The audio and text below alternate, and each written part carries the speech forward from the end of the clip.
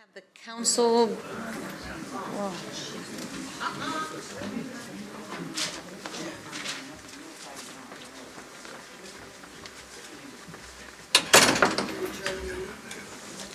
That meeting was pre-adjourned prior to going into executive session. This is exactly why we don't stack meetings so closely. All right. We're missing, okay. We'll call the 6 p.m. public hearing to order, and again, I apologize, we were in executive session on another issue. And we will, this is the 2022-2023 fiscal year budget as proposed by the town manager and superintendent of schools. The budget can be viewed on the, and the capital improvement plan can be viewed on the link to the proposed budget for FY 2023 and proposed capital improvement plan program for FY 2023 to 2033. Any resident or taxpayer of the town who wishes to address the council during the public hearing may do so in person. A sign-up sheet is available. It has been available. Each speaker will have 3 minutes to address the council. And we do take written comment before. We have been taking written comment, and we will take written comment after this meeting as well. All right, so we will begin by roll call. Ms. LeBreau. Ms. Billingsmith. Present. Ms. Blanks. Present. Ms. Cantor. Here. Mr. Cortez. Here. Mr. Davidoff. Here. Ms. Fay. Here. Mr. Sweeney. Here. Mr. Winograd. Here. And Mr. Zdanowicz. Here. Thank you. Mr. Sweeney is going to get the sign-up sheet, but if you haven't signed up, you can come up and announce your name.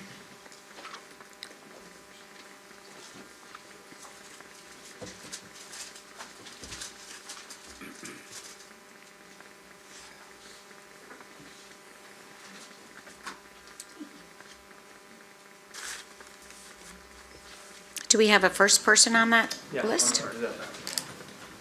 And please state your name and address for the record. You can. Okay, no problem. All right, Dimitri Frumkin is the first, and then Andrew Bachman is after that. Oh, okay. And then Rich Witt is after that, so. Great. All right. Well, hello, everybody. And my name is Dimitri Frumkin. I'm at 152 Brewster Road. And I just want to talk about really the same issue that I've been talking about for the last several weeks, sort of posting about it on social media, writing to the town council about it. I actually had a conversation with our town manager, Rick Ledwith, about the situation. And that's really an issue of the inequities that are being created by the latest reassessments. There's a major tax burden shift, as I'm sure many of you are aware. What's going on is that many of the town's lowest property valued homeowners, so lowest wealth, lowest income homeowners, are being hit with really astronomical tax increases based on latest reassessment. In the meantime, many of the town's wealthiest homeowners owning homes over $1 million are getting tax cuts, or only getting really small tax increases, or staying really flat. And at the same time, large commercial properties, with the most glaring examples being Blueback and West Farms, are getting giant tax cuts. With Blueback, by my calculations, they're getting a tax cut of about 50%, and West Farms getting a tax cut of about 20%. Meanwhile, some of the lowest wealth homeowners are getting hit with tax increases of as much as 20% or even more. And I know this has all been discussed previously in the by the town council. I know there was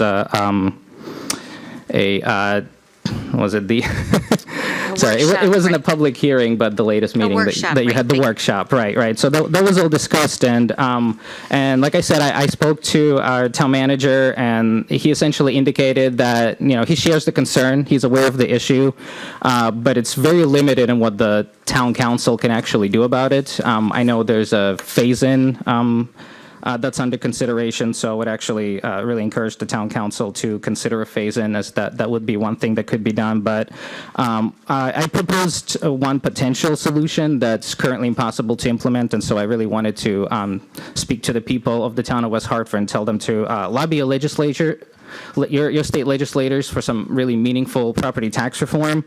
One idea I had was creating sort of a bracket situation, kind of like income tax brackets. So like a tiered mill rate based on home value, something like X mills for the first, say, $300,000, and then Y mills for anything over $300,000, which would help solve some of the inequities that are being created by this reassessment and possibly any future ones. And another one is perhaps providing some kind of property tax credit. I know New York State does this with something they call the star exemption, where if you're under a certain income level, you actually get, I think it's $30,000 of your property value exempt from being taxed, and that attempts to solve inequities that way there. So they're doing something. And so I'm really hoping that in the future something can be done about this. I really appreciate that. I know that the mayor gave me a response to my letter, and like I said, I talked to our town manager, and I really appreciate that they're both listening to it, that they're aware and they are concerned. But like I said, it's very limited in what they can do. And so what I really, once again, what I want to tell the people of West Hartford is please speak to your legislators for meaningful tax reform. Perhaps maybe we can do something like implement these tiered mill rates so that people, some of the most vulnerable people in town, financially vulnerable, don't have to suffer with astronomical tax increases at a time where we already have record inflation and still going through the pandemic. And so that is, I guess that is it for me. Thank you. Thank you, Mr. Frumkin. Appreciate it. Okay. And the next person is Andrew Bachman.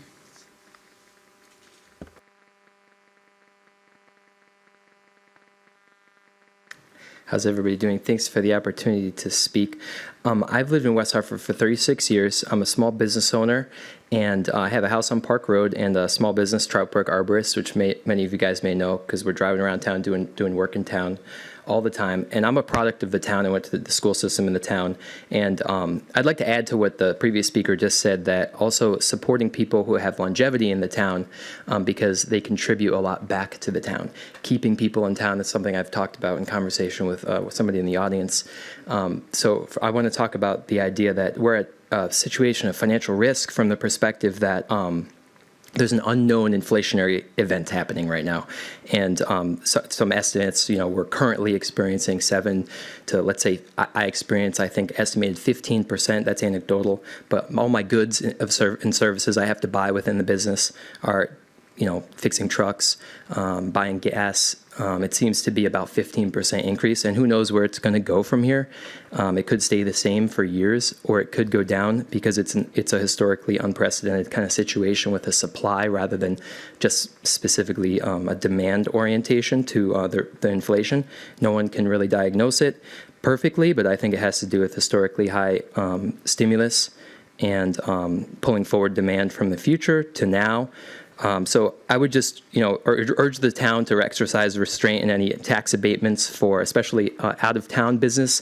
Big business, one of the most egregious examples of which I've seen is the film companies around town getting, what I understand from my own research, I spent hours learning about this, they get 30% of the payroll paid, and they have basically no restrictions on whether they use in-state employees, out-of-state employees, in-state vendors, out-of-state vendors, and then they turn around and sell for 85 to 90 cents on the dollar their tax credit to small businesses like myself, who I'm always trying to decrease, my tax liability, so I'll buy a credit from them, but they don't contribute anything to me, and I don't see that they're contributing anything to the town. So that's just one example, but I'd urge the town in general, and that's a state example, but the town should exercise restraint in any abatements to big business and should look towards, in the future, figuring out some ways to do abatements for small business, specifically service providers, who should be buying new trucks but are driving old trucks on the roads, which is really annoying to me because I've spent the effort and time and reinvestment of everything every year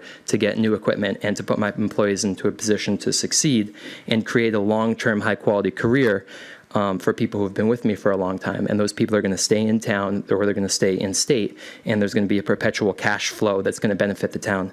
One more thing, this is a little longer concept, just in the interest of time. I wrote out some notes on a possibility of the town investing in long-term tree replanting, not along the lines of what Eversource is recommending, because they're typically recommending ornamental, super small trees that 40 years from now won't grow past the power lines. I think if trees are maintained and pruned properly, that they can add a lot of value to the town through an increase in the grand list, and also a draw for people to want to come to the town. It's one of the beautiful notes that we have, and the reason I've stayed here and been in business is because we have a beautiful mature canopy in town. And I have some good ideas I've wrote on paper, so I'd like to just submit it by email or whatever the methods are to consider for the future, not probably in this budget. But those are my thoughts, and I just wanted to make those heard. Thank you very much for listening. Also, one more thing along the lines of longevity. I see the fire department here. There's some mature employees of the fire department. I'd encourage the town to do what they can to retain employees, because I know in my business we have a lot of training required, and also rapport that's built for over a career. And the people that I have for 4 or 5 years, we operate like a machine. We're super efficient. So if you can do anything to retain employees, keep people employed longer, keep people extending their careers, I think that's a great thing to consider that benefits the town, not on a short-term fiscal basis, but in a long-term fiscal basis, from release of liability and just a general goodwill and better training for those high liability services like the police or fire department. Thank you very much. Thank you, Mr. Bachman. And you can submit your any materials you would like to the town clerk. There's actually a town council website. I know you are very adept at finding that. But if you have any problems, you can contact me. Okay, Rich Witt is the next.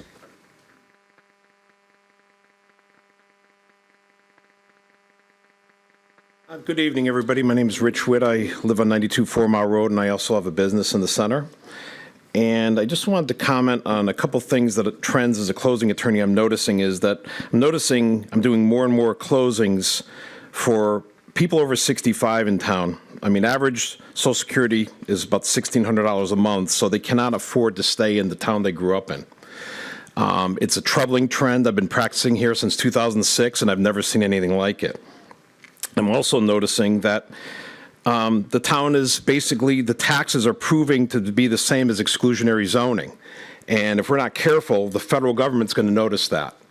It's becoming a true barrier. I have clients in Hartford, surrounding towns who have kids who'd like to move here but can't qualify, not because of their income, but because of the taxes kick them out. For instance, on my house, I have a son who has special needs. I built a bedroom and a bath, and it added 989 square feet, and my taxes went up this year 50%. So it went from $13,000 to $20,000. I built my business 3 years ago here. I bought my own building finally. I was proud of it. 2 weeks after the CO, my taxes went up from $11,000 to just shy of $18,000. Within 2 weeks, I got that notice. I love this town. I'm proud of the town. I think we have a great variety of socioeconomic backgrounds here. I love our seniors. I love our veterans. But it's getting to be a point where I don't understand how you drive all over town and all you see is projects. Blueback, West Farms, Ringgold condos. I did all those closings, all single people, not adding any kids to the school system.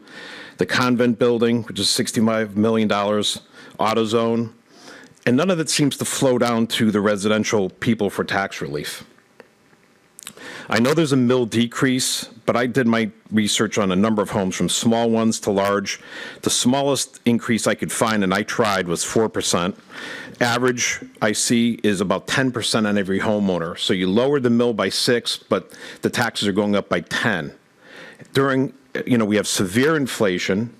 I think the mill increase is just basically, as it stands, as a drop in the bucket and has to be increased. Otherwise, you're going to lose the people who have been in this town for generations and what makes the town so special. And again, we're closing off this town to people who want to move here. I have veterans who can't afford here because they qualify and then they do the taxes and they get kicked out. Again, I have people in Hartford, Newington, New Britain who want to move here and they can't. I've had 3 businesses who wanted to come here with employees, looked at the buildings. The prices were high enough on the buildings that didn't scare them. When they saw the taxes, they just went to other towns. So I'm just seeing the trends I'm seeing as a closing attorney, and it's just not good. Again, we did an incredible job during COVID. Everybody wants to be in this town for a reason. It's a phenomenal town. I love the town. And the town's been great to my family, and the people in town have been great to my business. I just feel that there's going to be a breaking point at some point where we won't be able to come back from, and it will start becoming a negative rather than a positive. And again, I do, there are towns being cited in Connecticut for exclusionary zoning, and I feel our tax base is doing the same thing, just in a different form. Thank you very much. Thank you, Mr. Witt. And the next, and the last person I have signed up is Larry Carr. And if there's anyone else in the audience that would like to speak, you can go after Mr. Carr. I had a question about the budget. I don't know if this is the right forum for that, but is it okay? You can ask. We don't have an interaction. We're receiving your comments, but the town manager or somebody will get back to you after. Okay. So go ahead. So my question, which is a pretty elementary one, I think, I'm just trying to interpret the budget, is when I look at the individual department budgets, those expenses do not include the fringe costs associated with the wages within those departments. Is that correct? Because it's all collected under this category, risk management expense? It's a little more complicated than that, but somebody will get back to you and can explain that. Okay, so that's a question and just an observation. If indeed that's close to accurate, then the risk management represents about 44% of total wages and salaries, and that is exclusive of vacation, holiday, and sick time. Is that correct? Because that's in the wages and salaries. Somebody can explain that to you. Okay, thank you. Thank you very much. Okay, is there anybody else in the audience that would like to speak to the budget? And okay, please come up and say your name and address. Yes, Gary Muldoon, 94 Ledgewood Road. I spoke last time, the only one, so. I agree mostly with Mr. Witt there. He pretty much would say what I would say, but I have to say, I know on town council, you'd like to say, well, where are we going to cut? What are we going to do? And my suggestion is everywhere.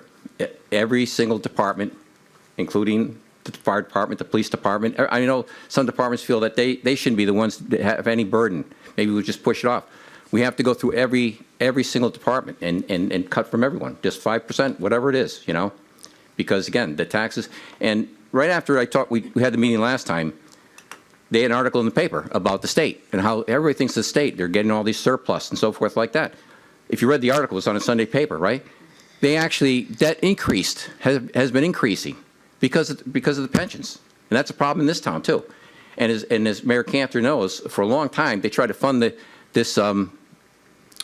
our pensions with the rising stock market. And then when it collapsed, we were like, whoa, and it's starting to happen again. The stock market looks like it's going to take a big hit. And so I hope we haven't been dependent on that again. I thought we got over that. I don't know. I hope so, But again, where do we cut?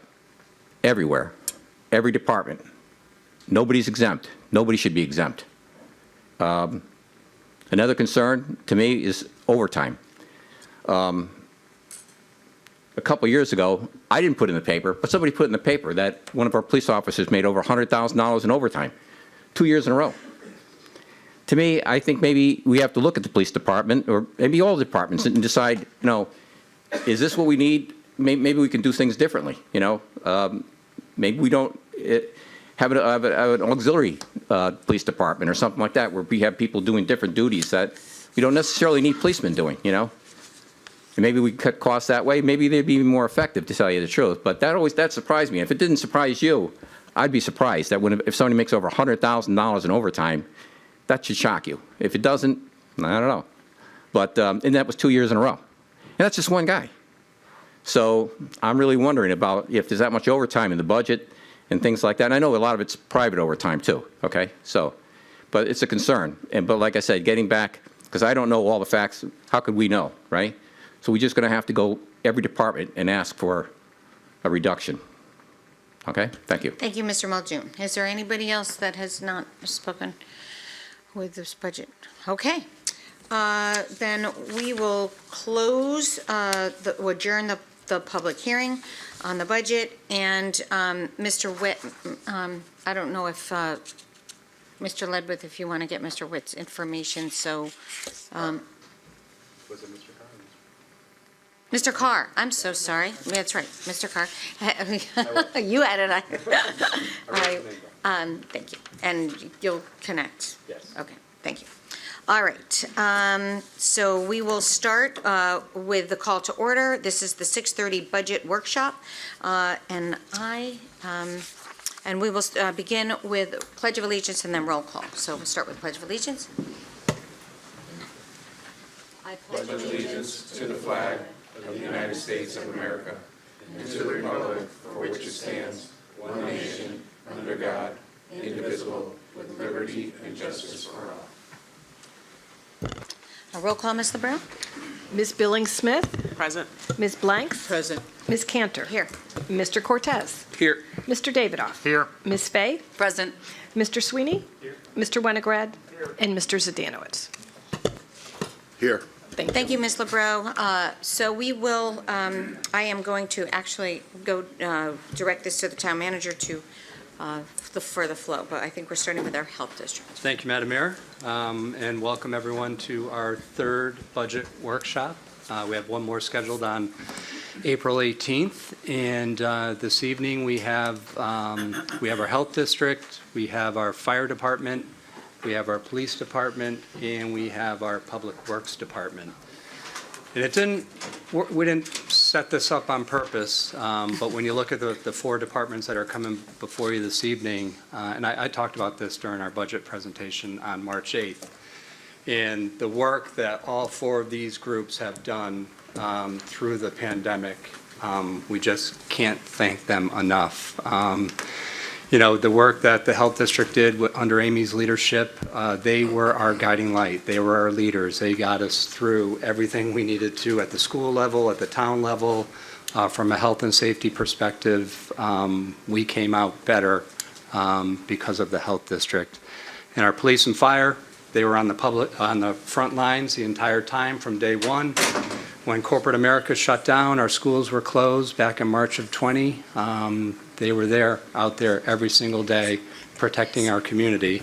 And our public works were maintaining our streets, keeping our facilities looking better every single day. And we didn't miss a beat during the pandemic. And it's mostly because of the work led by these four departments. So proud to have them here this evening. Our format for tonight will be similar to the previous workshop. We'll have Peter Privatera and Lisa Newton here for support, and each director will give a quick overview of their department, highlighting some of the more significant parts of their budget, and then we'll open it up to questions to the council.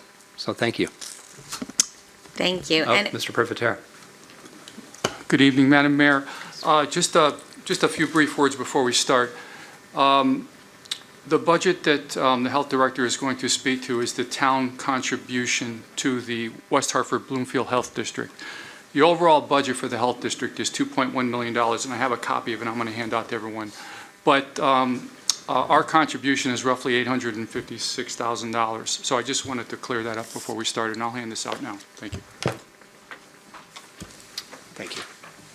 And do you have any extra for the public? I don't know if you do. Go over those, when you sit down, you can review those numbers again. Thank you.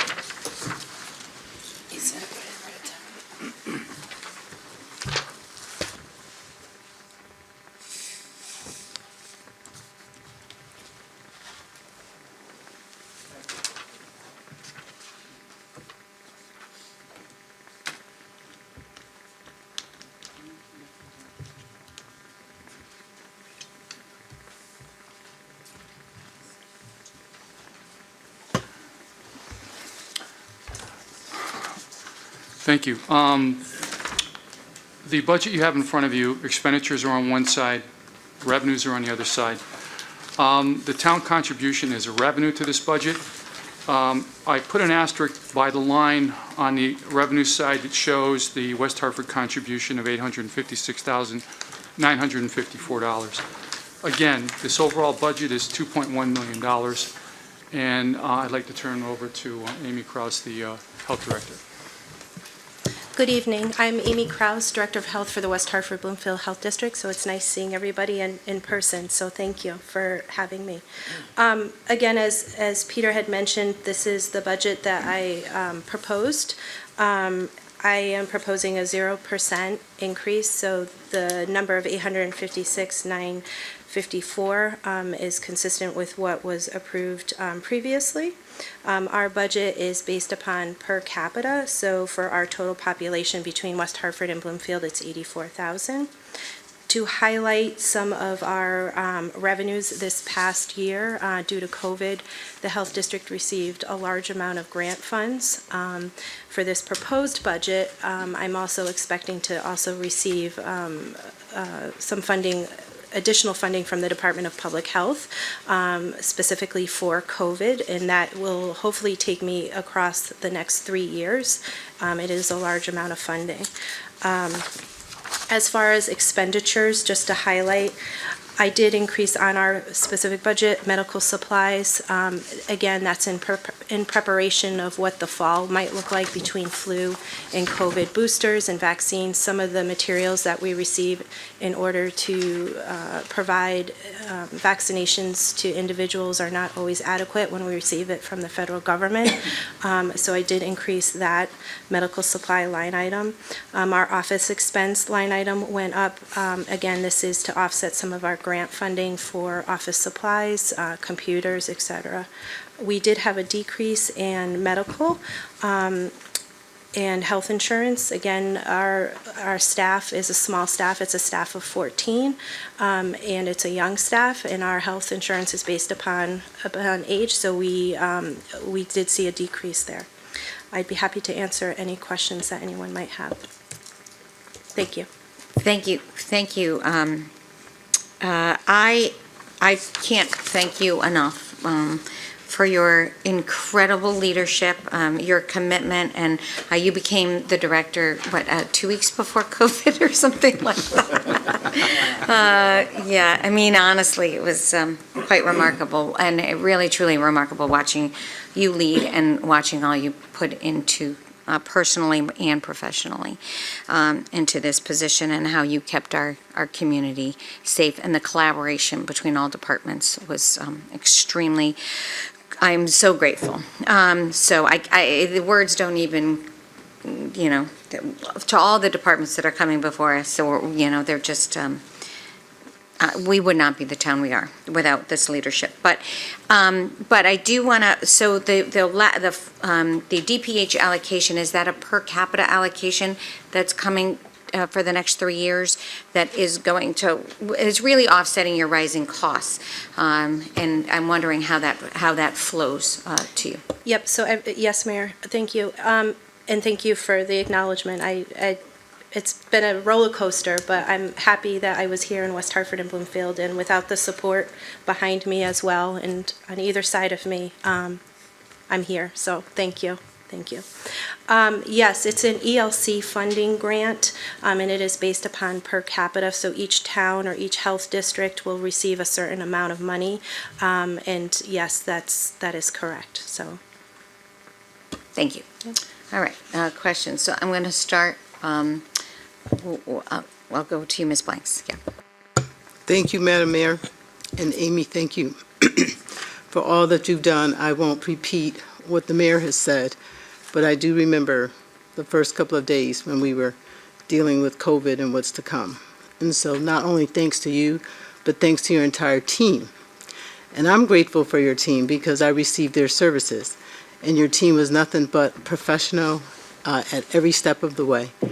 And that's huge, especially for you coming into a new role to be a leader, and also at the top in the continuous pandemic as it's rolled out, and all the services that you provide for the district, Bloomfield, and especially West Hartford and the residents. And the fact that you all paid attention to the need and access. And so for that, that was just huge, especially at the top, when so many people were concerned and worried about if they were positive, what do they do, how do they get vaccinated. So just absolutely great. And also thank you for your collaboration with the Department of Public Health and just working in tandem and just realizing the importance of serving the residents of Connecticut and especially the residents in both West Hartford and Bloomfield. And so my question for you, especially, I'm glad you acknowledged that you have a young staff, because one of my concerns were about retirement and if that was going to affect, you know, your department at all. And so since you said you have a young staff, it doesn't sound like that might be an issue. But my follow-up question to that is, as we advance in the pandemic, do you feel as though that the staffing that you have is adequate? Thank you. Thank you very much again for the kind words. Yes, we do have a young staff. We had a few retirements within this past year. We had our public health nurses retire. However, we transitioned those retirements with new staff coming on where they were able to train new staff coming in, and so I feel confident. They've been with us now for about 6 months already, so I do feel confident with that. As part of the ELC grant, ELC2, I've written in new positions, as well a part-time public health nurse in addition to the 2 full-time public health nurses that we have, and also a health educator to address our community health assessment that we just did, and the needs, again, meet the needs of the both residents for both towns. So I do feel confident. Thank you, Ms. Blinks. Mr. Winograd, I wasn't sure if you had your hand up or not before, that's what. I didn't before. Thank you. Just one question on the budget book. We've got the $50,000 difference between what we have and what is on the sheet. I just wonder if we can get that explained. Thank you. Certainly. Through you, Madam Mayor. The $50,000 is a CDBG contribution. The general fund contribution is the 806 and change. So this represents both the general fund contribution plus $50,000 from CDBG. Okay, so the actual contribution from this budget is only 806. That's correct. Okay. And it was less than that in prior years, but was that also made up for by other grants, or is our contribution actually flat, or is there some increase just based on making up that difference? The CDBG contribution was reduced for next year. There was some concern and some questions about the eligibility of the expenditures, and we reduced it to make sure we were within that eligibility. With respect to the overall budget, I think the budget actually might have gone up slightly due to, increased costs associated with labor and benefits and frankly, the cost of purchasing supplies and materials. But I'll let you answer that if you want. So the health district, through the CBG grant, provides your code enforcement. So we do the code enforcement for the town of West Hartford under Chapter 105 and Chapter 115. And so throughout COVID, our total number, for instance, of housing inspections and complaints had decreased. So in fairness, those monies were being shifted elsewhere, but yes. So, thank you. And I understand your departmental budget and how that works, and I don't have to repeat what everybody else said. You've done a great job. Thank you. And yeah, my question is, do you have enough resources to is Blank's comment. But just for purpose of our budget, the 6.3% increase in actual direct payment from our budget is still accurate. That is what we're in fact paying for. Yes, that's correct. Okay, thank you very much. Thank you, Mr. Winograd. Thank you, Mr. Profitera, Mr. David. Well, actually, I was going to go to Ms. Fay. I told her first, sorry. Go ahead. Gentlemen first? Go ahead. Okay. Thank you very much. And Ms. Kraus, talk over everybody else. What a great job. I certainly hope we don't have to live through another couple of years like that. It was quite a time that I don't think any of us will forget for a very long time. I just have I think it's a simple question. I hope it is anyway. So you balanced the budget and you're not asking for an increase in expenses. Fantastic. Kudos to you. I was just wondering if a lot of that balancing was reliant upon COVID funds, and had we not received those, would there be an ask from the health department? Thank you. Thank you. It's hard to anticipate that. No one ever thought of a pandemic and what those costs would entail. Obviously, I speak to Peter quite often and say this is, what I'm anticipating. So we do have a conversation. I have a conversation with our board chair and the two town managers from both towns, and say, obviously, do you want me to, what number do you want me to shoot for? So yes, we did receive COVID funds. We did also receive other funds non-related to COVID to address food inspections, for instance, through the FDA. So this year was a little bit different. However, moving forward, I can always shoot for a low number, but who knows what that would entail. Thank you. Thank you. And could you just let me know what the COVID amount was, just so I kind of have a sense for that? Thank you. Sure, I can get you the total number of grant. Thank you. Yep. Thank you, Ms. Fay. Mr. Davidoff. Thank you, Madam Mayor. Thank you, Ms. Kraus. I think it was almost 2 years ago, and a few weeks was the last time I saw you in person. And I know I aged, but you definitely didn't. So I just want to say that with your leadership, and I read pretty religiously your reports that were forwarded on to us, and the belief in the science, to follow the science, was so necessary to keep our community safe. And when you look at, I'm a big person that looks at number of people in the hospital and how many people have died. For me, that's really the numbers that are significant. And I think everything that you did and your team did is evidenced by the degree that our community was impacted by the pandemic. And we don't stand out as a place where, we're the highest. And I think that's credit to you. With that said, I think our nursing homes and our assisted living facilities experienced the brunt of many of the deaths. And I think it's fair to say that the people who reside in those places weren't going places. It was people bringing it into them, which is really the sad lesson from the entire experience, and something that is still probably the case today. They don't leave, but they're the ones who are exposed to the risk.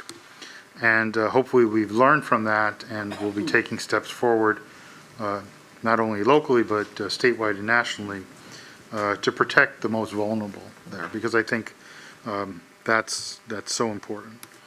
I have one question on the budget, and that it says child care inspection fees, and I understood that your department was responsible for inspecting child care daycare facilities, and is that no longer the activity of your department? Thank you. So child care inspections are completed through the Office of Early Childhood, so at the state level every year, and then at the local level they're completed every 2 years. So that's why this is a year that you would not see that amount of revenue generated. Well, that's very helpful. And then I think another portion that your office plays a big part in is food safety.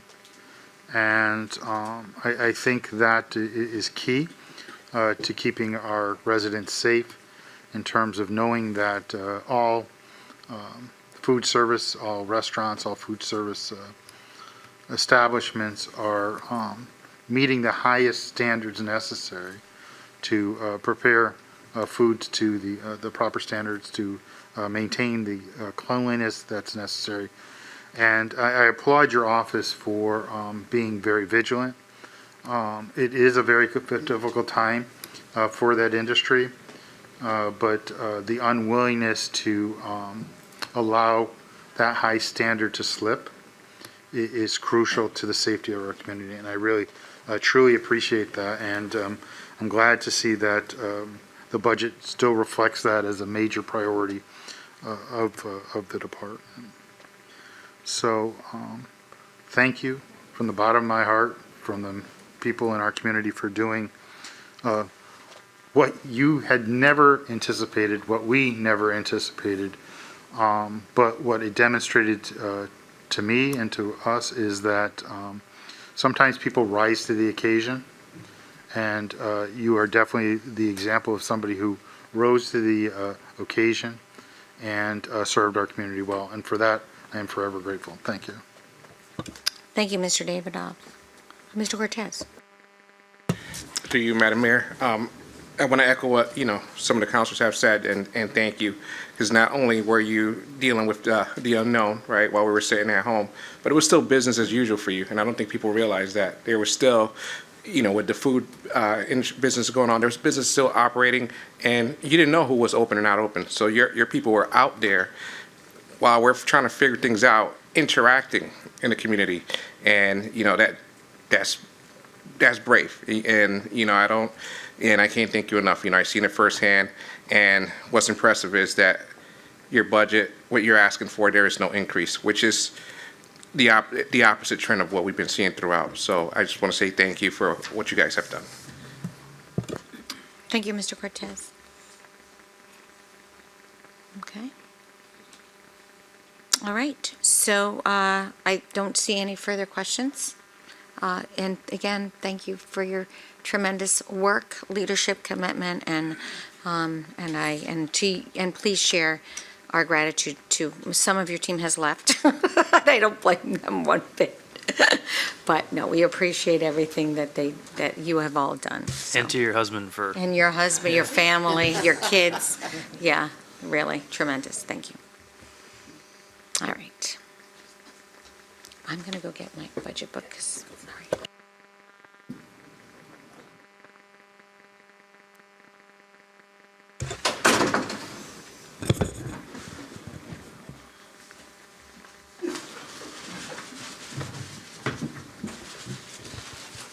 Chief, thank you. Welcome.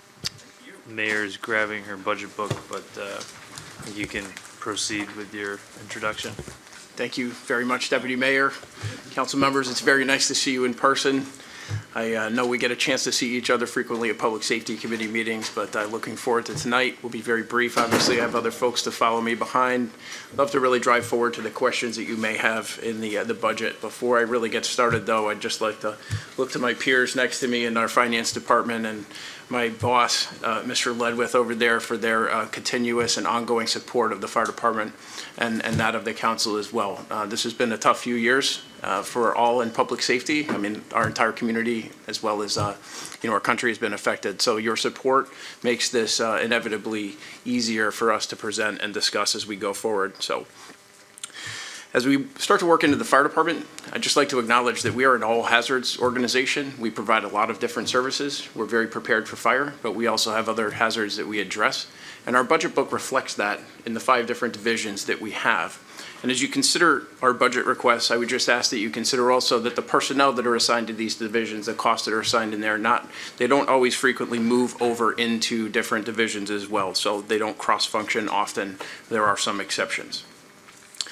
I would suggest that the normal measure of activity in the fire service is through call volume, but I would also encourage you to understand that there is a lot that goes on behind the scenes in a fire department to ensure that we're planned and prepared to respond to emergencies, but as well as preventing them.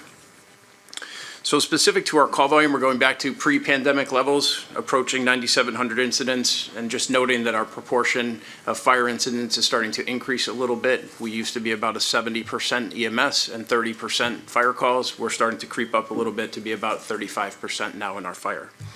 I'm incredibly, incredibly proud not only to be the fire chief, but I'm incredibly proud of the people that I work with, the teams that I have that are out there. We truly are a team, and they've worked under pandemic conditions for a long time in all of our divisions. It's affected our fire marshal's office, our emergency management division, and our operations as well.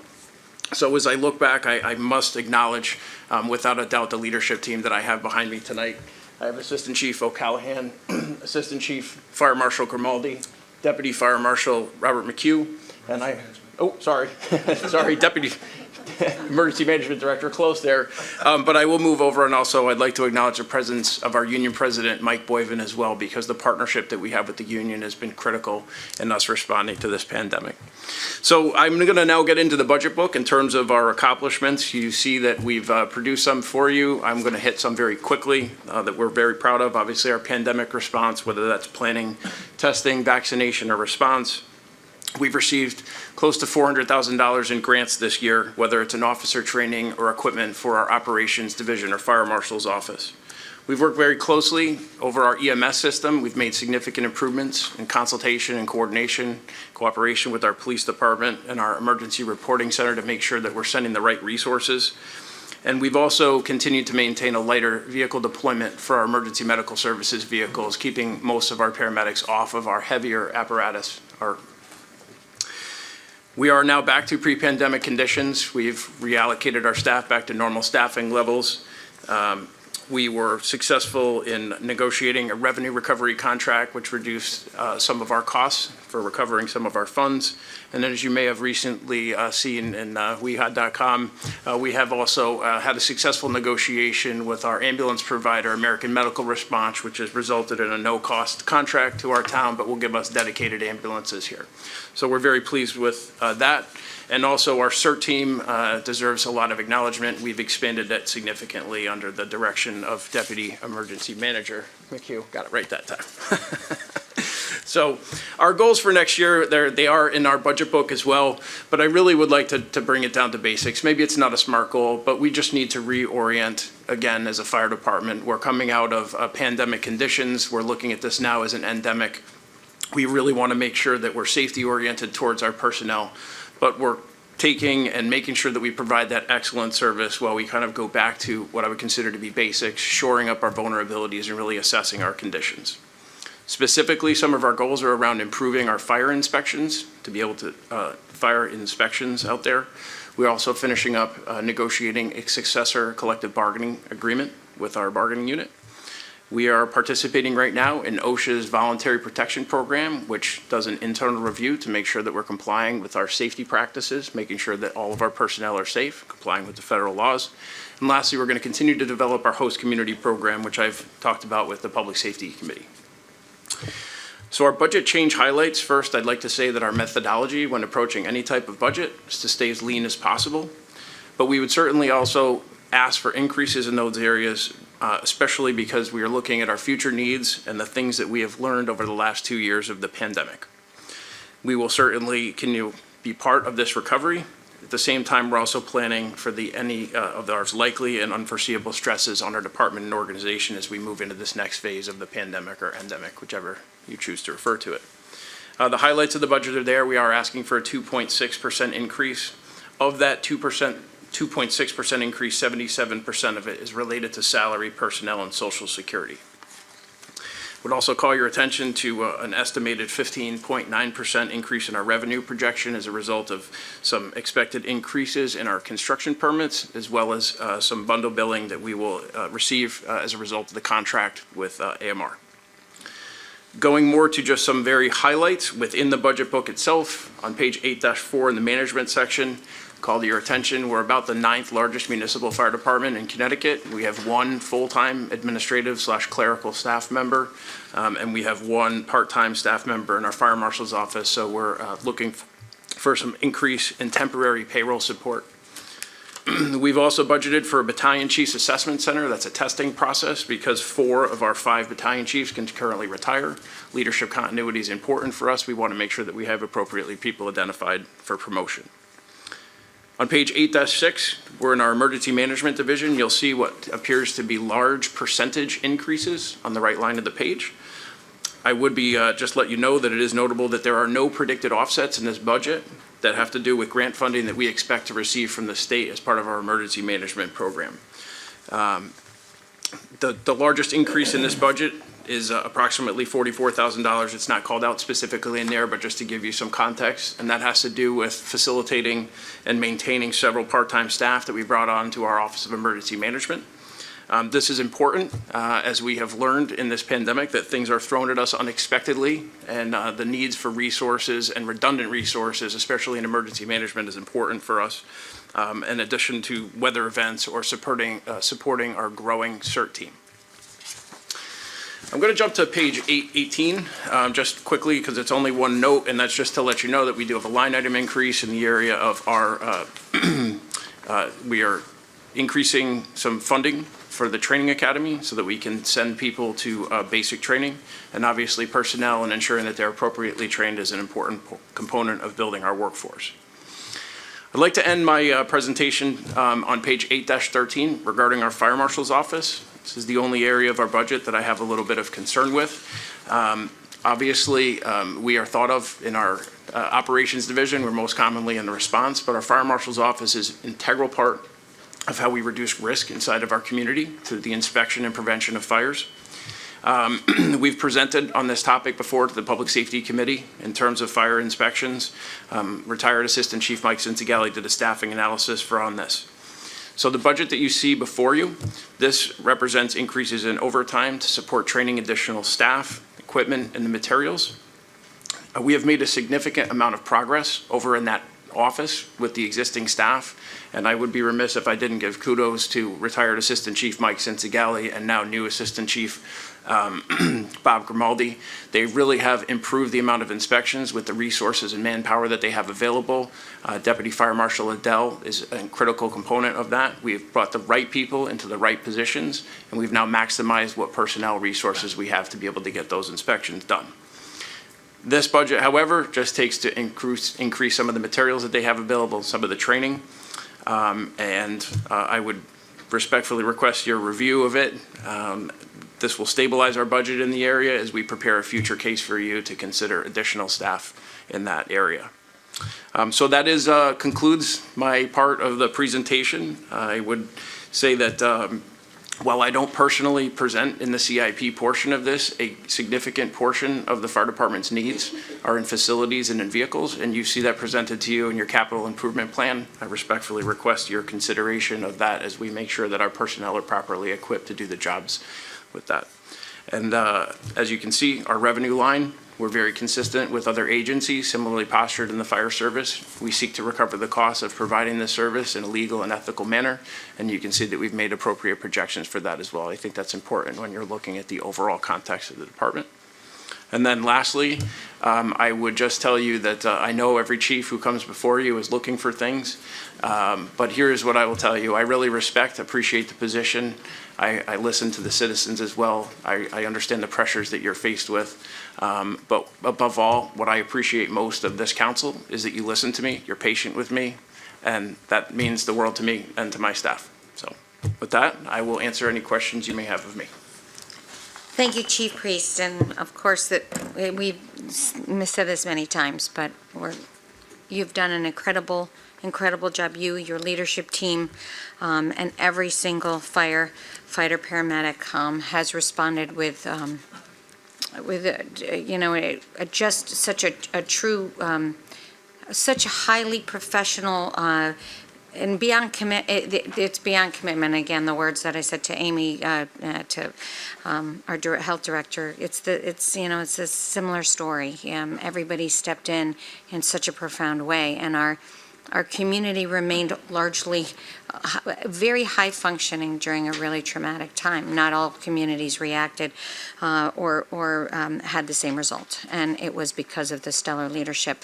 And right from the get-go, you saw, and you and the police department leadership saw the need to protect your department and make sure that those all of your people stayed on the job as well as they could, and brought in the tools to make that happen. And so you were creative, resourceful, supportive, and collaborative in a way that really, we have not seen in town before.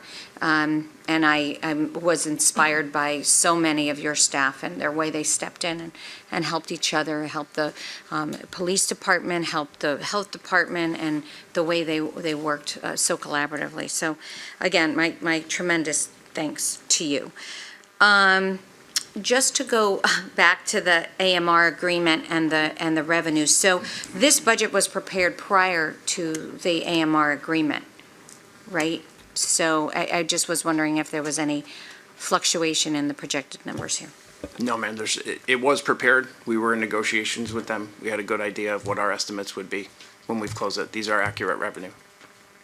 Okay, thank you very much. All right, are there, and just out of the 77% salary and social security adjustment of the 2.6%, those are contractual salary adjustments. Madam Mayor, for the most part they are, but there are some increases. As the chief stated in the CERT program, there were some additional increases of about, what, $40,000 or Emergency somewhere. management, yes, sir. Right. Other than that, they're primarily adjustments to the salary line and some other overtime adjustments in training, as the chief stated earlier. And just to elaborate a little bit on the CERT adjustment, the $40,000, that was to support the CERT program, propping up the CERT program in all ways, right? Not, was it?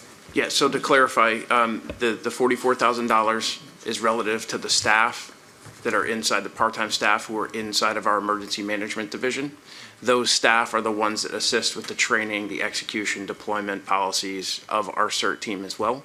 So they provide for redundancy. So we only had Bob in there before we brought in an intern, and these are making these positions available to us throughout the year. And again, just specific to the emergency management budget, there are offsets that we are expecting, but because we haven't received them yet, they're not included in the budget lines that you see. And are the offsets grant related, or are they, yes?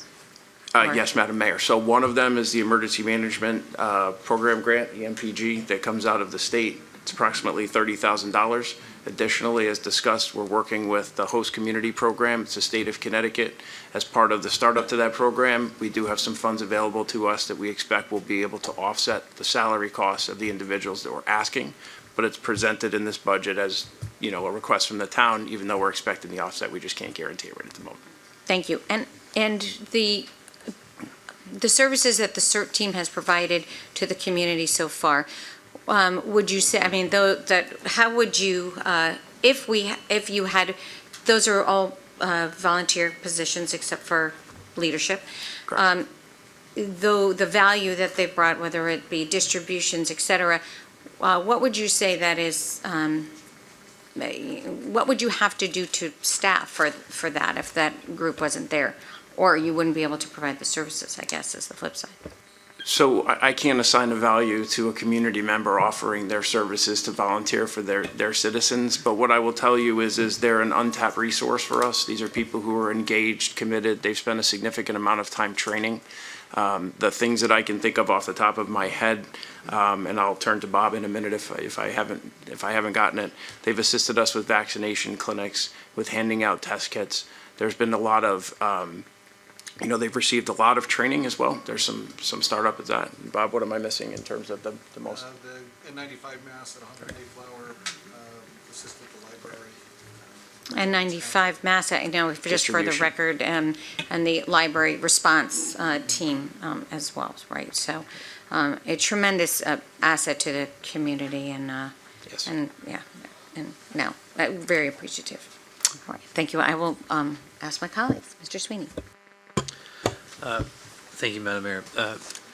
Chief, thank you so much for everything. We haven't been able to have this type of meeting in person through the pandemic, and your team, like so many of our other public service folks, were really out there. And I think one of the things that we had talked about constantly during that time was your preparation and preparing in a responsible way in these types of settings through the budget prepared you for the great work that you all did during the pandemic. And so I just wanted to say that today as we review your budget.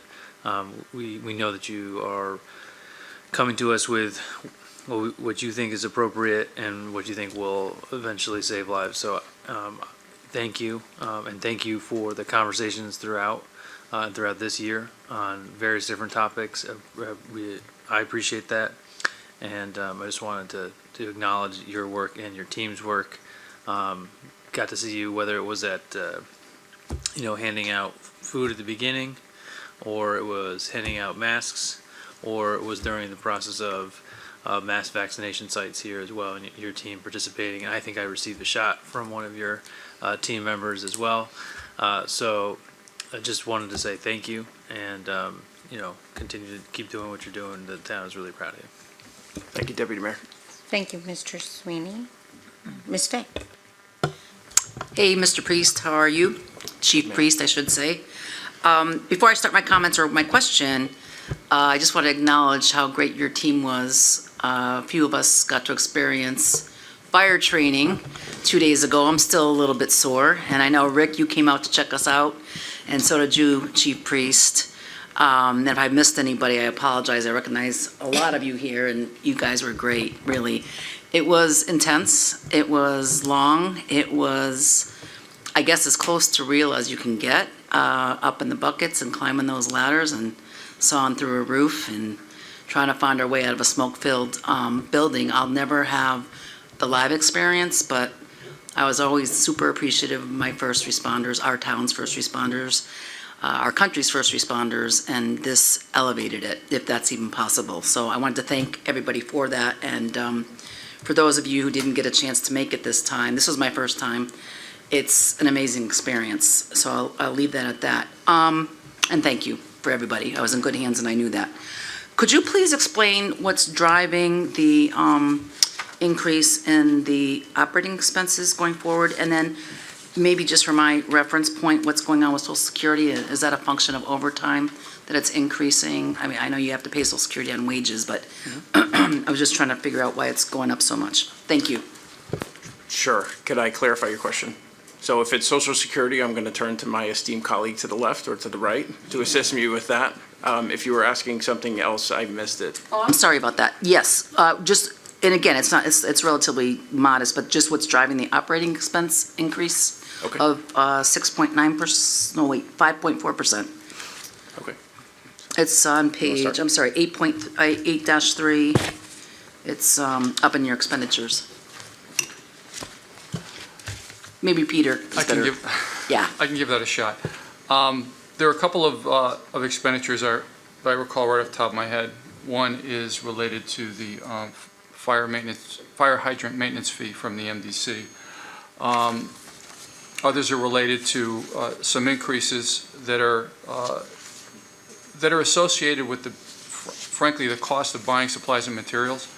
There were some additional training expenses, I believe, but they're pretty much spread throughout the budget.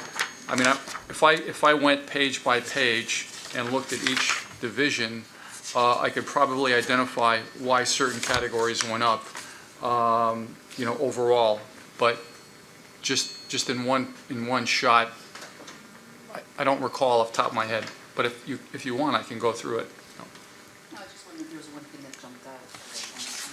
I was really just looking if there was one thing that jumped out as a one-timer that, we wouldn't anticipate in the future years. Like, my experience with the budgets is every time we reset it at a new level, it goes forward and keeps growing from there. I think the two that come to mind right off the top of my head are the hydrant expense and the utilities went up as well. Thank you, Ms. Fay. Ms. Blanks, did you have? Oh, yeah. Ms. Thank you, Madam Mayor and Chief Priest, and to your entire team. Thank you, and huge applause go out to all of you and for all the great work that you've done, not only during the pandemic, but every day, all day, 24 hours. I often think of you all with the pandemics like double, triple, or quadruple work, because you still have to maintain the safety of all the residents in town. You still have to tackle those big fires, which we all know is very dangerous, right? So sometimes folks just, that's their job. They just go ahead and do it. But we also have to be mindful that you have experienced a lot of loss with a number of these fires, whether it's here or your brothers and sisters in the region or around the country. And so we just have to be mindful the dangerous work that you all have signed up to do, and you come to work each and every day ready, armed, and with grace. And so I just really wanted to point that out and thank you all for doing that. And again, I have been, my family, recipients of the services that you all provide. And again, you come out with professionalism, you're kind and patient, willing to answer all the questions, and if you don't have the answers at the time, you'll find out and get back to everybody, right, as quickly as you possibly can. And the other thing that I wanted to point out is Mr. McHugh, because I remember when we were talking about the position, and it's key when we have that vision because we don't know what's coming down the road. But oftentimes, West Hartford is a leader. And I know my colleague over here, Mr. Zananowitz, he's always talking about we lead. West Hartford is a leader. And just big kudos to you all because right as the pandemic hit, we already had a plan in place and we were able to execute that plan. And if we didn't have that plan, I don't even want to think about, where we'd be. And then with the CERT team, like you said, the volunteers stepped up and, I've experienced it and I've witnessed it between the distribution of the masks, the lines, the coordination and the collaboration between all the teams. It's like almost like a symphony.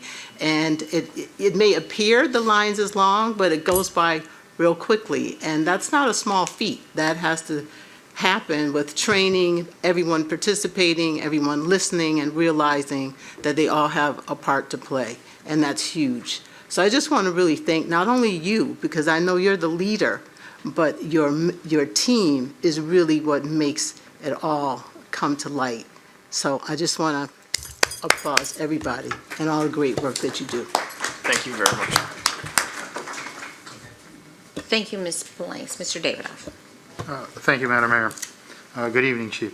Good evening, sir. I don't think it's a secret that one of the top 3 reasons that people live in West Hartford is because of the amazing public safety services that are provided to our residents, whether it be fire, EMS, or police. And that's constantly cited in any type of survey or recognition from others as to how our town measures up. So with the pandemic, we didn't miss a beat. And I think that's reflected in the fact that what is so essential for that performance metric is the emphasis on training.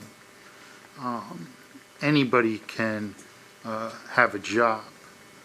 The ability to do the job well depends on how much training and expertise you've had to do the job. And we try to train in this particular field for what could happen, because you don't want to be in a situation trying to think on your feet. Well, I never trained for that, I have no idea what to do. That would not be really good. And those nearby would be wondering, well, I think I could have done that, why did we need to get a professional? So that's not the case here. On a personal level, I during the pandemic had seen the prompt response for medical response to our residents, how well the men and women of our department were able to quickly diagnose the situation and transport with the assistance of AMR the individual to a healthcare facility. I also witnessed the assistance that one of our residents received with respect to a flooded basement. I think it was told there was like over 5,000 gallons of water in that basement. And there's no way that buckets into a slop sink was going to accomplish that. I did notice all the things that the CERT team did under the direction of Mr. McHugh were totally amazing. And right person at the right time. And the ability to motivate people to do that. So the people who are on the front lines, the men and women of our fire department who work 24/7, who leave their homes every day and hopefully return back home after their shift. That's our goal, and we've been able to meet that goal. So thank God for that. And the leadership and the front facing of the department is so critical to meeting our needs. But I do have a question. As one of the few people who sat through many hours of the Fitch study, and we talked about different ways to find efficiencies and effective delivery of services, one of the components that I think I bring up almost every year has to do with the transport model as a revenue generator for our community. And I know we're not there yet because I can read the numbers in the budget book. The projected numbers are pretty much the same over the last 3 years. So my question is, do we anticipate having the resources necessary to put in place the transport model here in our community? So we've engaged in a contract with American Medical Rosicrucians to bring us to 2025, right? That's a long runway of time to do planning, so this budget doesn't account for us doing transport, but as you know through the previous discussions, there's a lot of regulation, there's a lot of discussion that needs to go into and policy decisions. So in this particular budget, we are not anticipating doing transport, but what we're doing is maximizing the cost recovery that we have available to us through the deployment model that we have. So that's the best answer that I have for you, sir. We can dig into that more if you'd like. No, I appreciate it, and you know, I'm being reasonable and accept the explanation. That doesn't mean that I won't constantly or continually ask about that, because I do believe that that would provide needed revenue for a service that I believe that the people in our department are pretty capable of performing. So I don't question our ability to provide that service. I understand the administrative steps that are necessary and the regulatory steps that are necessary to get us there. But I do think that's still a goal for us to continue to look at. And then this I know has been raised in recently, and that has to do with the ability to attract talent. And I think it was highlighted recently that we don't sometimes attract people of color and women to our ranks. And it's something that we are aware of. I think that when our fire marshal, Deputy Fire Marshal Adele, was promoted, she spoke about that quite candidly. And I just want to get some perspective as to where do we think we are there, and what steps do you think we would need to do to accomplish that? Sure, absolutely. So first of all, I really appreciate the question. I love the question. It's a very important topic in the fire service. So, you know, when arriving to this fire department in 2018, you know, I knew some anecdotal history about, you know, the progression of the EMS system and going into the paramedic program. So we certainly analyzed that at the time we were approximately 91% white male. That would mean that 9% of our fire service would have been, you know, non-white male. And in the fire service, diversity generally is around, as you've described, you know, women and people of color. Those are the people who are underrepresented in the fire service. So what we did is we looked at what the barriers were. We determined that, you know, our outreach could be better. We also understood that we had put into place prerequisites for hiring, and a prerequisite such as something like a paramedic license or having already attended the fire academy was a challenge. So what it was doing is it was in effect limiting our candidate pool. So over the period of the last few years, what we've done, you know, with the support of this council, you know, some of our senior council members, we've started attracting candidates who have not been to the Fire Academy before, sending them to the Connecticut Fire Academy for basic training. You've seen that represented in some of our budget as well for additional. What we've also done is we conducted a workforce analysis because we have been hiring paramedics since only 2013. That's obviously a certification that you take quite a period of time to go to. It requires commitment. It's not for everybody, but also it's not traditionally an industry where there is a lot of diversity as well. So those are things working against us. We were able to look at our workforce. We were able to hire EMTs, gave us a better applicant pool, or not better, what I would say is a different applicant pool. We cast our net wider to attract people in. We started to increase engagement with our employees and started to communicate with people through our social media and our outreach. That's brought, some additional, interest in our community. Our fire service has been more transparent. Even the pandemic outreach, people know who we are, what we're doing. We certainly have more work to do. As of, some recent information right now, we are currently comprised, as I said, in 2018, we were about 9% were non-white males. We are currently now at 18% who are non-white males. So we're making progress. We have much more progress to do in this area. And, one of the things that I think that we should be looking at is investing in our younger folks. And we've, submitted through some funding through ARPA in the past. There's certainly more opportunities, and I would really look forward to the opportunity to engage, any of the council members in some of our, strategies and how we can get the right resources towards improving the diversity. So I think I'm, fairly confident right now that we're on the right track. I'm proud of the promotions that we've made. They're well-earned, well-deserved.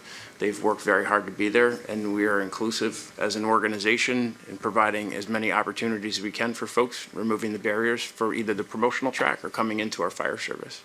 So hopefully that answers your question, sir. Chief, it does, and I always appreciate your candidness and your honesty in answering any question regardless of the topic being raised.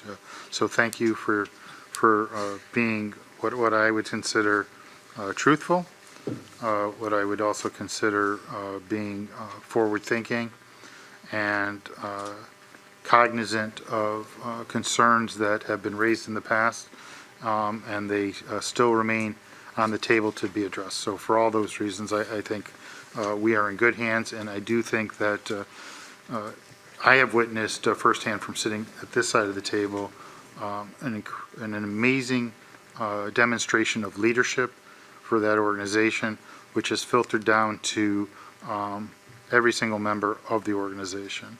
And I think that is a pretty high standard and something I think, sir, that you should really be proud of. Thank you, Mr. Davidoff. Mr. Cortez. To you, Madam Mayor. First of all, I would like to thank you for everything you've done for the community. And also special thanks to Captain Boyven, is it, Michael? Lieutenant Boyven. Promoted him yet. Promoted him. And Lieutenant Cockery and Heather, you guys did an amazing job. Anyone could be a chief, anyone could be a lieutenant, anyone could be a captain, but to be a leader, that's something that's earned, and you don't see that very often. And it was pretty evident that there's good leadership in our fire department when I spoke to all the individuals from West Hartford at the training this week. We had individuals with as little as 2 years on the job to as much as 14 years in a job and probably beyond. And that experience was, it was a great experience to be part of. And it was important too, because you could see all the pieces put together. And all those things, it reflects numbers. There's a cost to everything.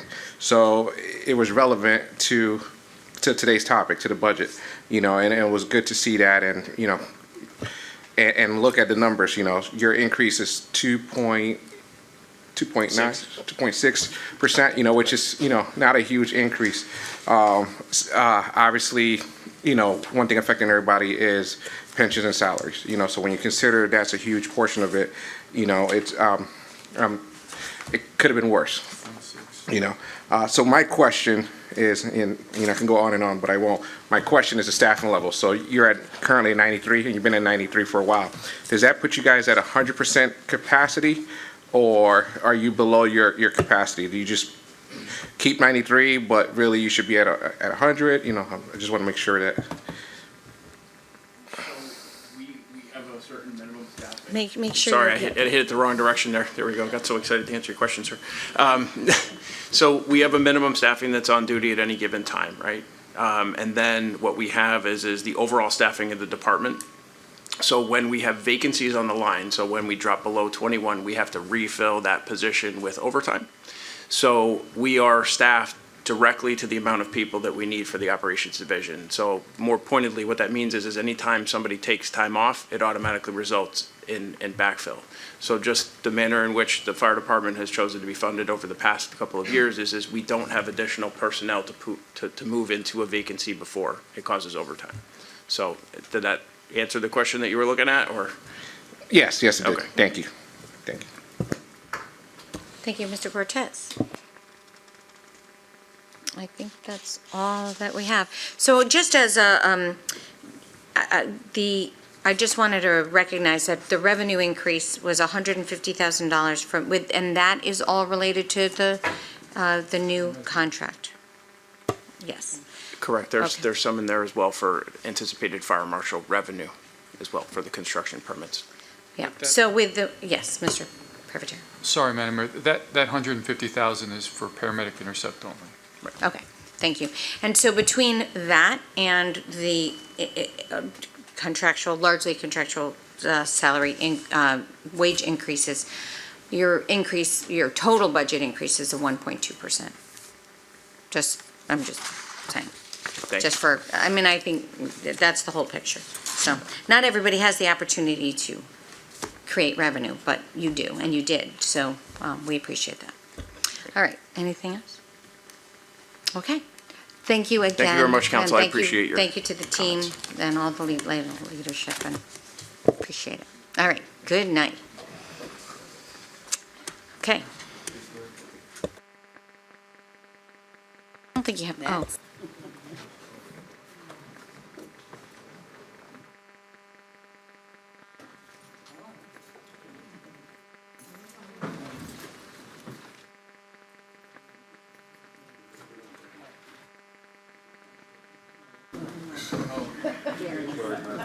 Being flamed here.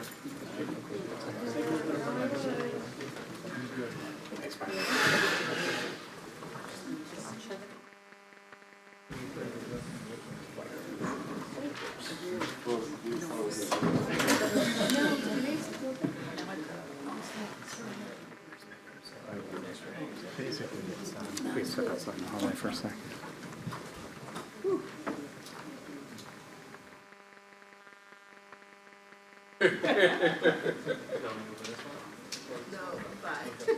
Probably just me.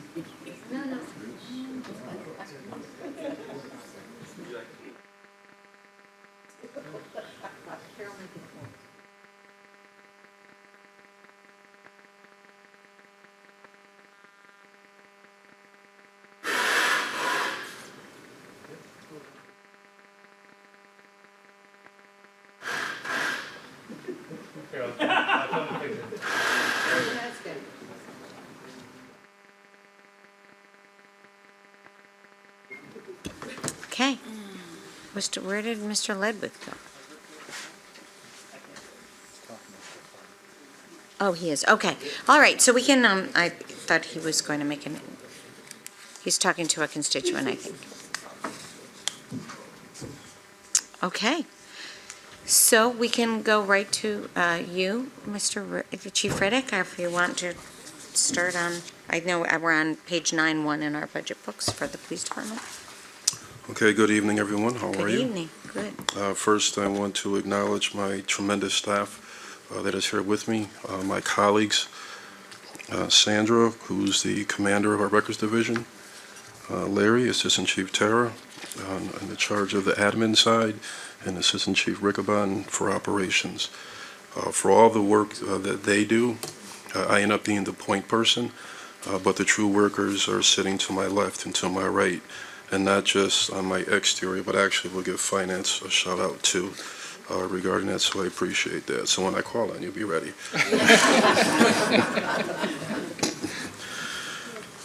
First, I also want to acknowledge and give congratulations to Councilor Adrian Billings-Smith on your award. I think it's a notable Woman of the Year. Yes, God bless you for that. That's good. I happened to see that on the news. I'm eating dinner a couple of days ago. Like, what? I know. That's tremendous. It really, really is. Very impressive. In addition, I just also would like to commend all the police officers in the West Hartford Police Department for what they do each and every day. We did hear, and the fire department always does this.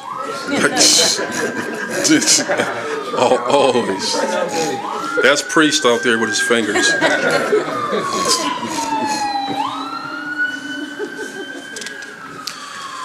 For all that they did, and all of us were under a tremendous strain and a burden from throughout the entire pandemic. And so I'm not trying to say police were better or the worse than anybody else, but with all due respect, nobody was under the pressure that the police department was throughout the pandemic, the protests, and up until this day.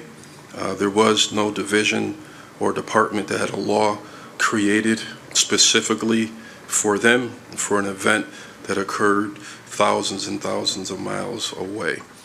But our officers, our personnel, civilian and sworn, came to work every day. Dealt with people who may or may not have been COVID positive every day. And for that, as Chief Priest had mentioned in some of the very good comments I heard earlier, without getting emotional, I'll be eternally grateful. It wasn't easy. It wasn't easy. That being said, going forward, we ended up, just a reminder, we've seen the increase in crime, nationwide, violent crime. In West Hartford, within the past, 15 months, we've had 4 armed carjackings, legitimate. We're able to solve at least one of those. So times have changed. And some will say it's cyclical. I don't know, but we continue to come to work. But I want to remind everyone here that we did end the calendar year of 2021 with a 23% decrease in overall crime.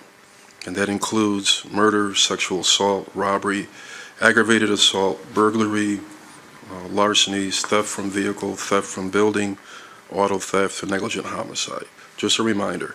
So that's a testament to the men and women of the West Hartford Police Department. Despite all the obstacles, all the barriers, all the speed bumps, we were still out there pounding that pavement every single day. This current fiscal year, we already have had 10 police officers retire. For the remainder of the calendar year 2022, we have 11 police officers eligible for retirement. Effective this Monday, April 11th, we will have 10 vacancies.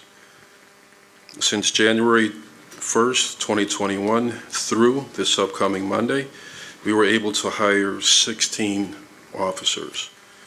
Speaking of diversity, currently, of those people, 14% persons of color, 11.6% were women, and 86% white is our current construction of our police department. Since May of 2018, when I was blessed to come to this wonderful police department, 42% of our hires have been women or persons of color during that time. And that's a partnership of this great team that we have here and Mr. Ledwick and his team and the HR department, because that was not easy either. And we're still pressing forward to increase those numbers. Extremely difficult. Budget-wise, our adopted budget for FY23, proposed budget for FY23 is $17,736,960. It was a 4.5% increase over the previous fiscal year, but I think it's very, very important to know that out of that, that's all contractual wages and salaries. Our actual request for an increase is a minuscule 0.252%. Not 2.522, 0.252%, which equates to $44,720.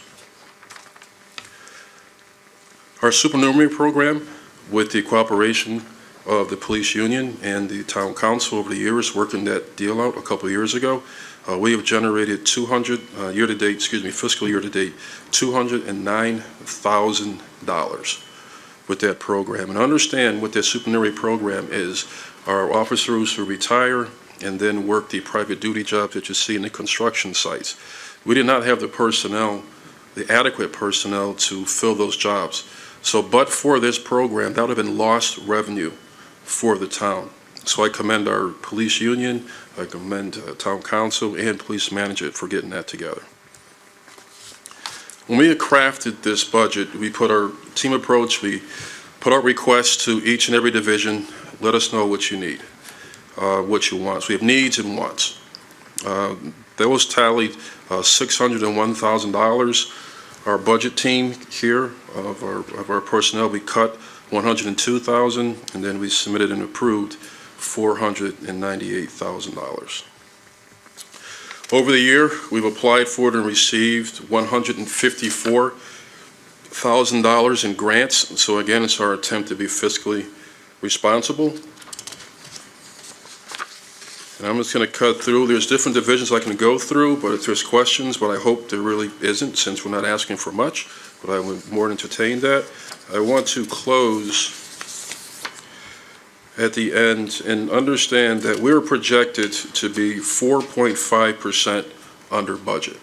And I believe, if memory serves me correct, for the past 4 years, we've been under budget, maybe with the exception of a COVID year. And that's, without me getting mad at Peter, because he's my buddy, because there's certain things we're not allowed to budget for with termination pay, but if you equate the salary line item and those savings equated there, and not even touching the fringe costs, but just the salary alone, that puts us at that 4.5%, even with some of the salary, even with some of the termination costs. So we have budget meetings every week. We go over overtime. Overtime has to be approved by supervisors. So we're on this thing. Where we can save money, we do. There's times in an attempt for mental health and awareness for our personnel that we might not hire overtime, and maybe we go short, and maybe a Wednesday night buy a car or two instead of hiring overtime. It's calculated based upon our data and our analysis of trends. It's not something we like to do, but we just can't keep forcing people to work every single night, and especially out of the 2 years that we've gone through. So pretty much that's all I have. I hope again to end next fiscal year with another surplus. And that being said, I hope you appreciate what we're doing, and I'll entertain any questions that you may have. Thank you, Chief. And I'm repeating myself, but you are a big man inside and out, and I'm trying to lose weight. not that way. It's just talking about. But you are humble, and you're strong, and you're really honest and forthcoming. And there was a lot of times we were all looking for leadership to make some really challenging decisions, and they might be unpopular or they might be challenging. And you always were the one to, I think, share the 360 perspective. And I know our town is better for having your voice and your leadership. And it was beyond challenging in so many ways. And you had unique challenges, not just the healthcare team that, the health perspective of the pandemic and frontline officers that were exposed right away to COVID before we even knew COVID was COVID. And then you figured that there were so many people potentially exposed, and then working to protect your own officers. But then the dynamics of the social justice movement and all that your whole force, you enlightened them. I think you talked about how important culture is.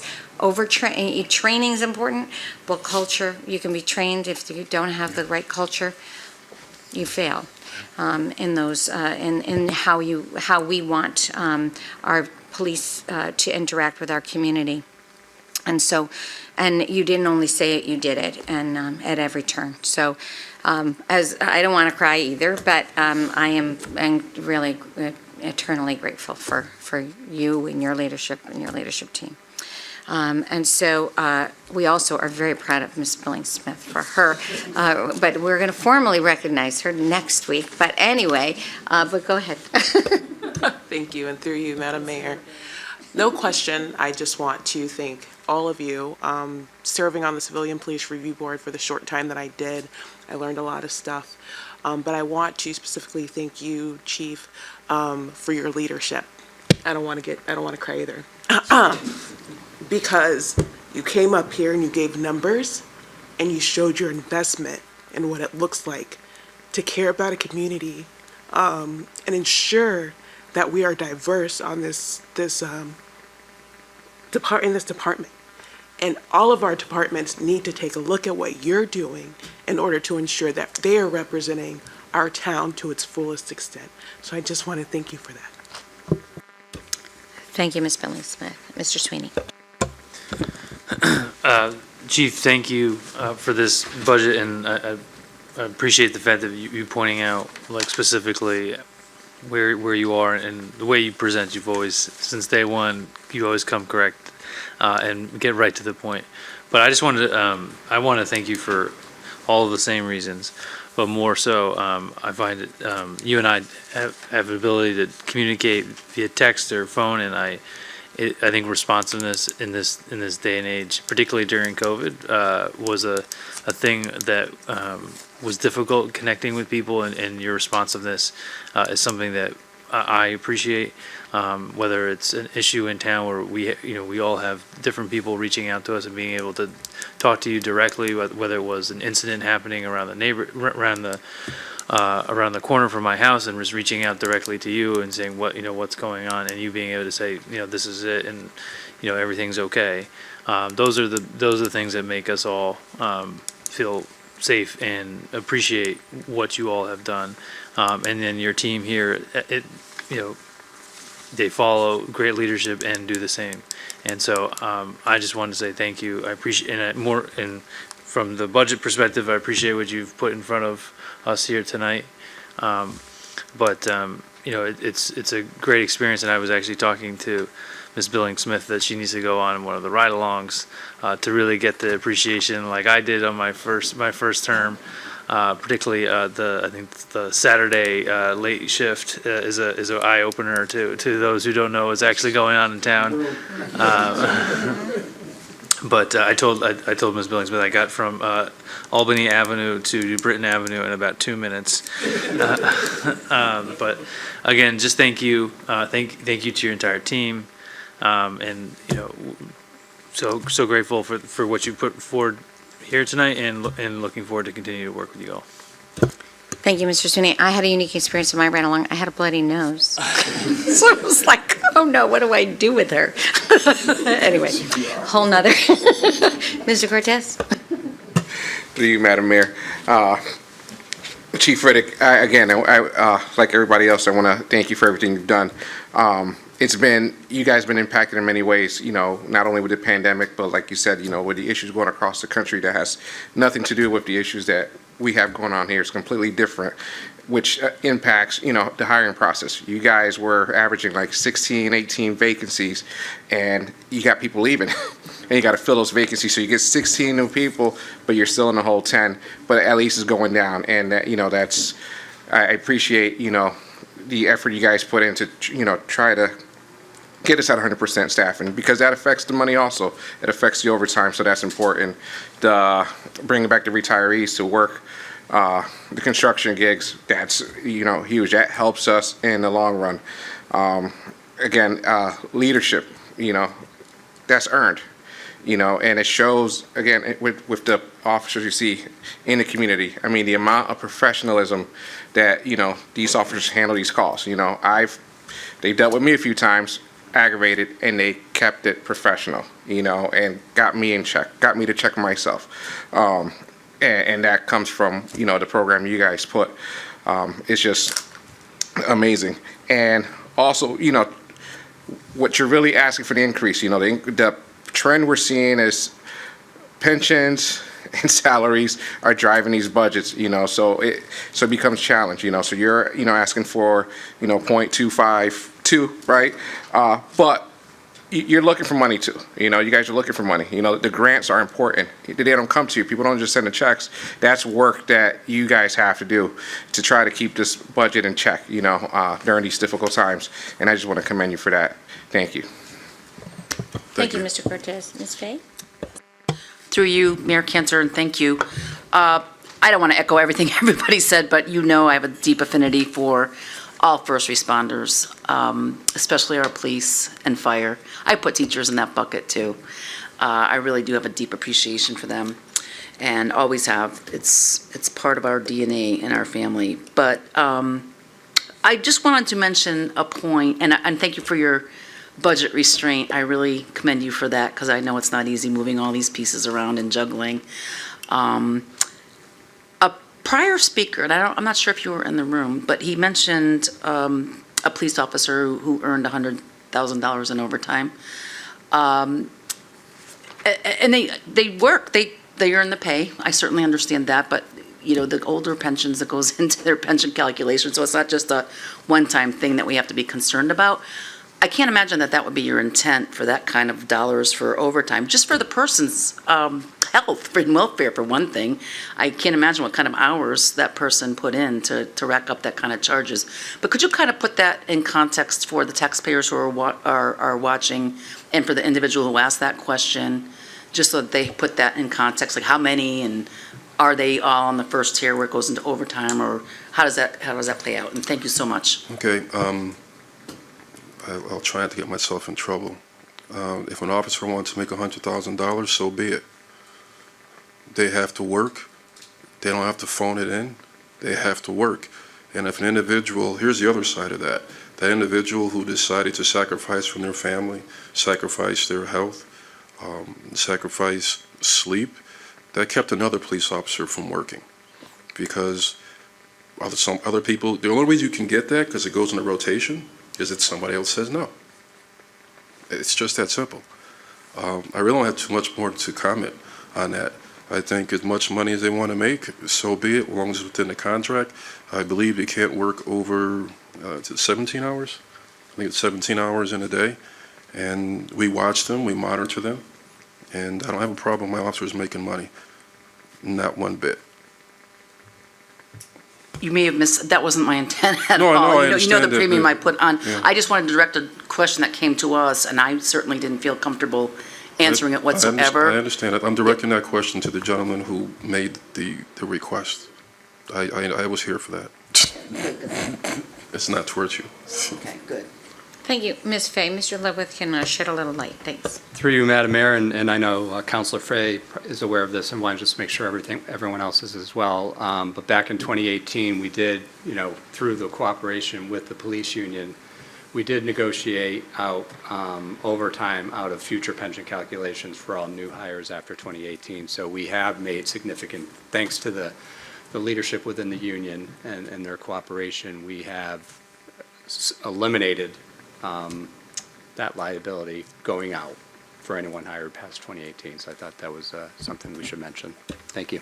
Thank you, Mr. Leavitt. I was going to share that as well. Thank you.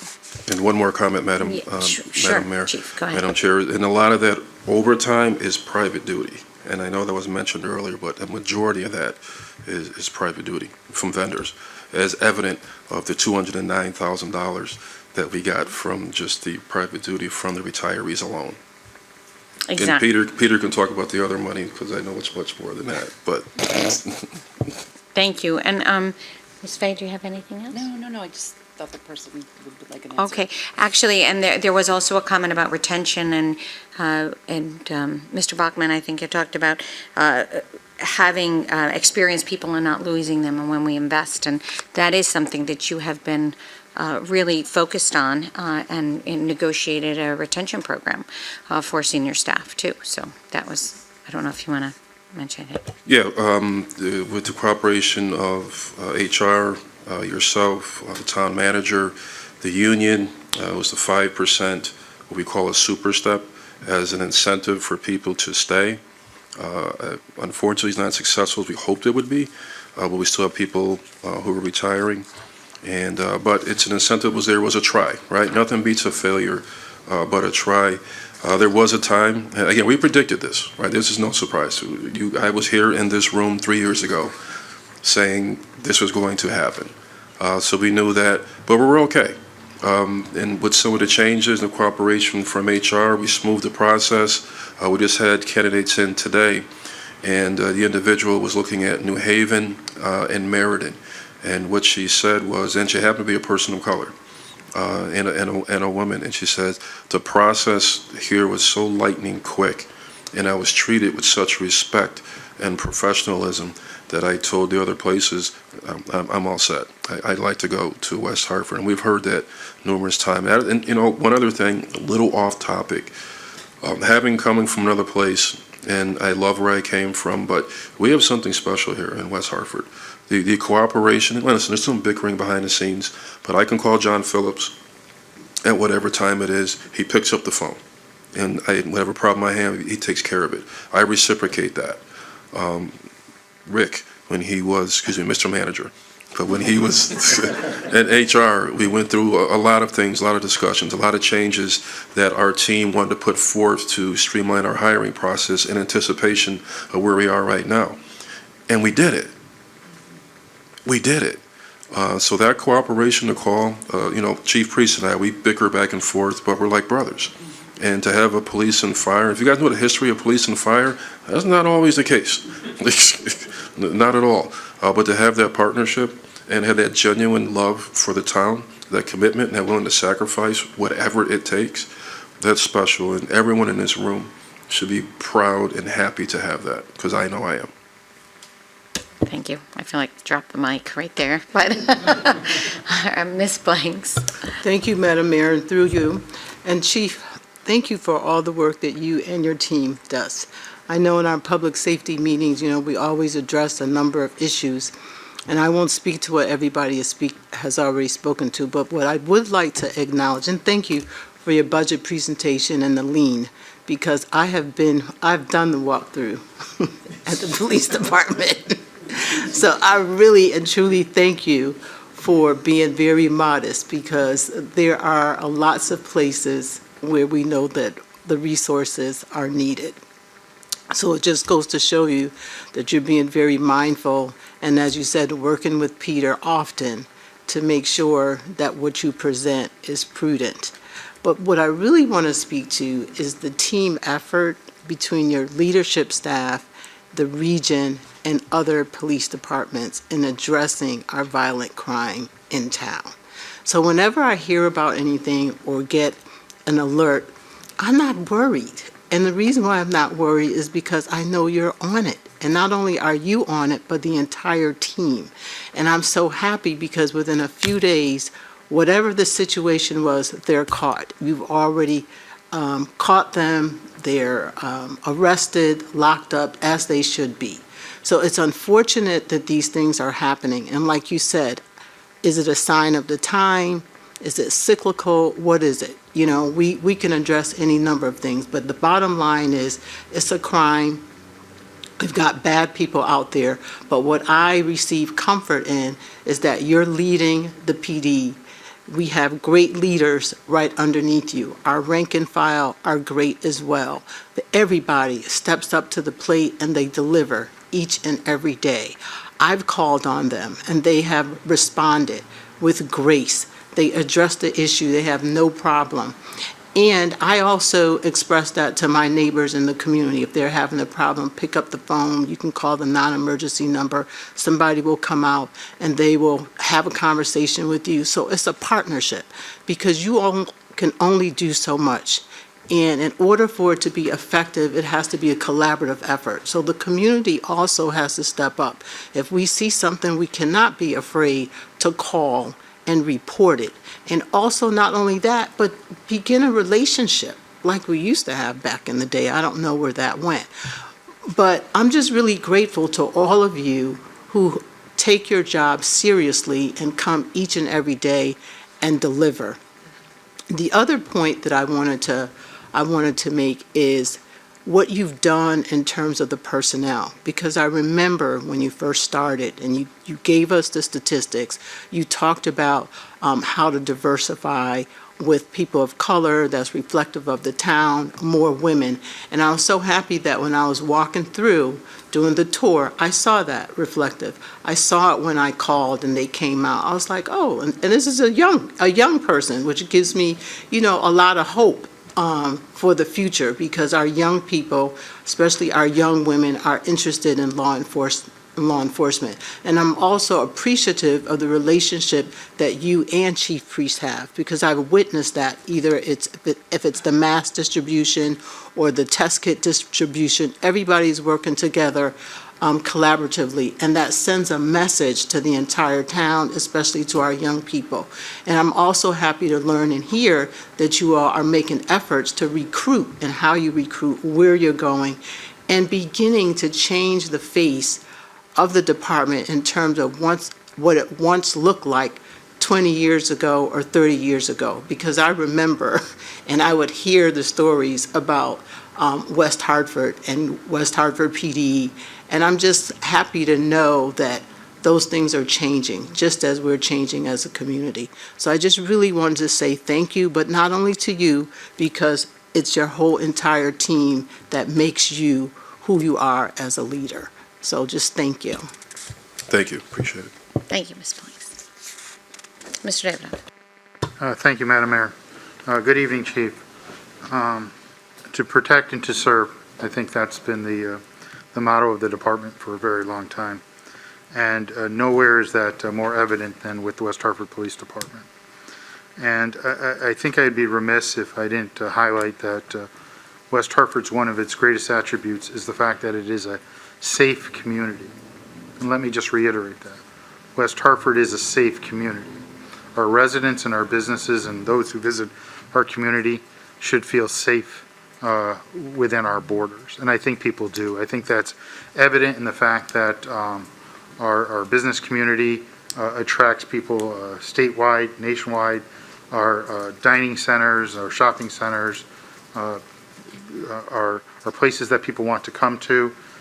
Obviously, COVID had an effect on the numbers and the crowds, but last summer was any indication, people felt that they could come to West Hartford Center, have a good time, be safe, and not worry about anything there.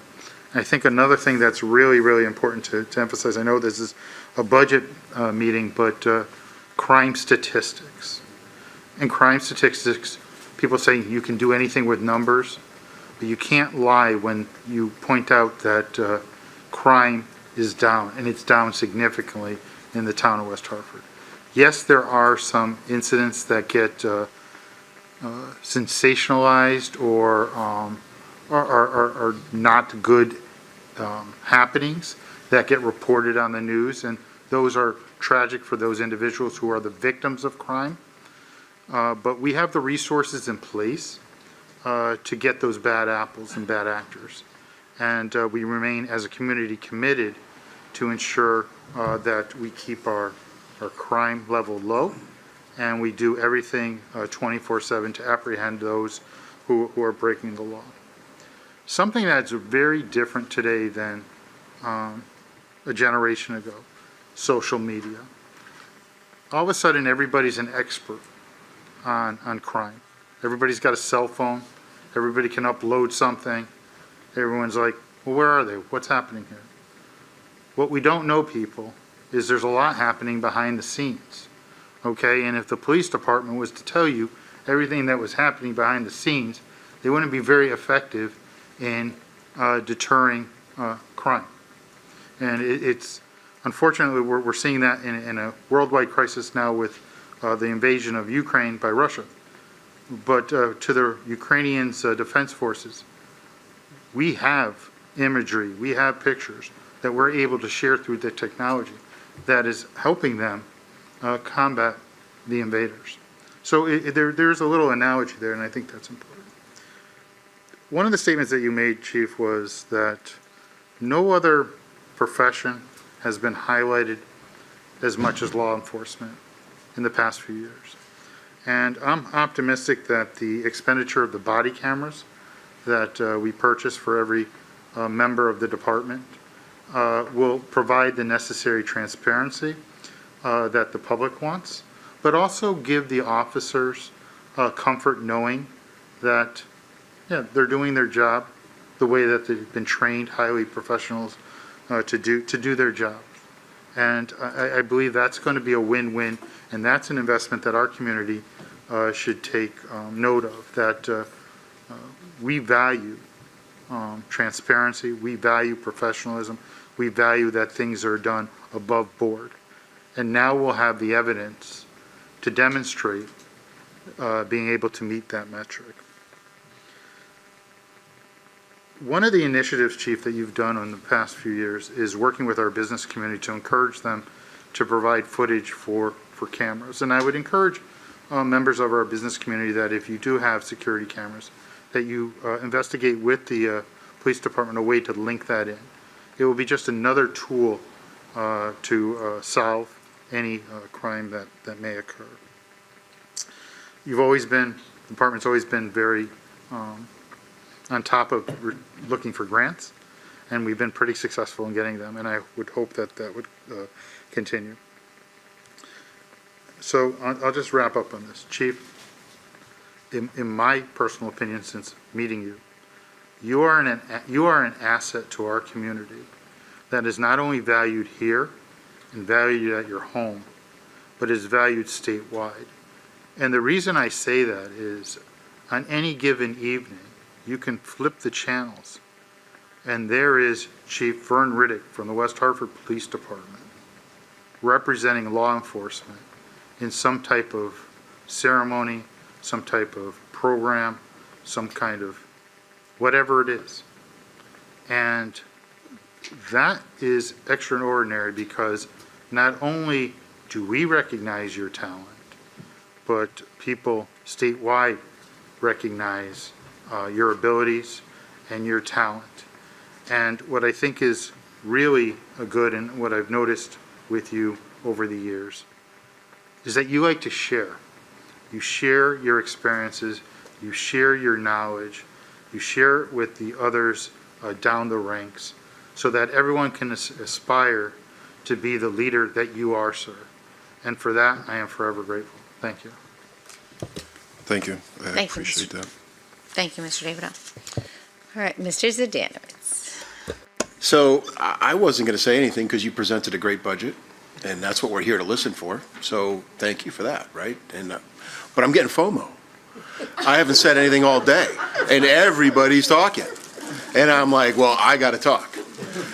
I want to let you know that I am responsible for your little budget increase, because I don't use your department because I've been a good boy. I follow the speed limit. I leash my dog. So I haven't used your services, and I'm kidding about that. But thank you for everything you do, and I appreciate it. We haven't had the pleasure to meet yet. I know that I was on the Board of Ed for many years during Sandy Hook, and we had, unfortunately, the chief in more than we probably should have at the Board of Ed level to increase security at schools and such like that. So I'm looking forward to getting to know you and your team. I've never had any accolades. I didn't have to sit on this board or this position to know that West Hartford had a great police force, fire force, and everything, and public work, because I see him back there, and maybe I'll fear my FOMO away, and I won't have to speak at that one. We'll see what the budget says, but so thanks. I appreciate it, and I'm looking forward, and maybe potentially a ride along at some point.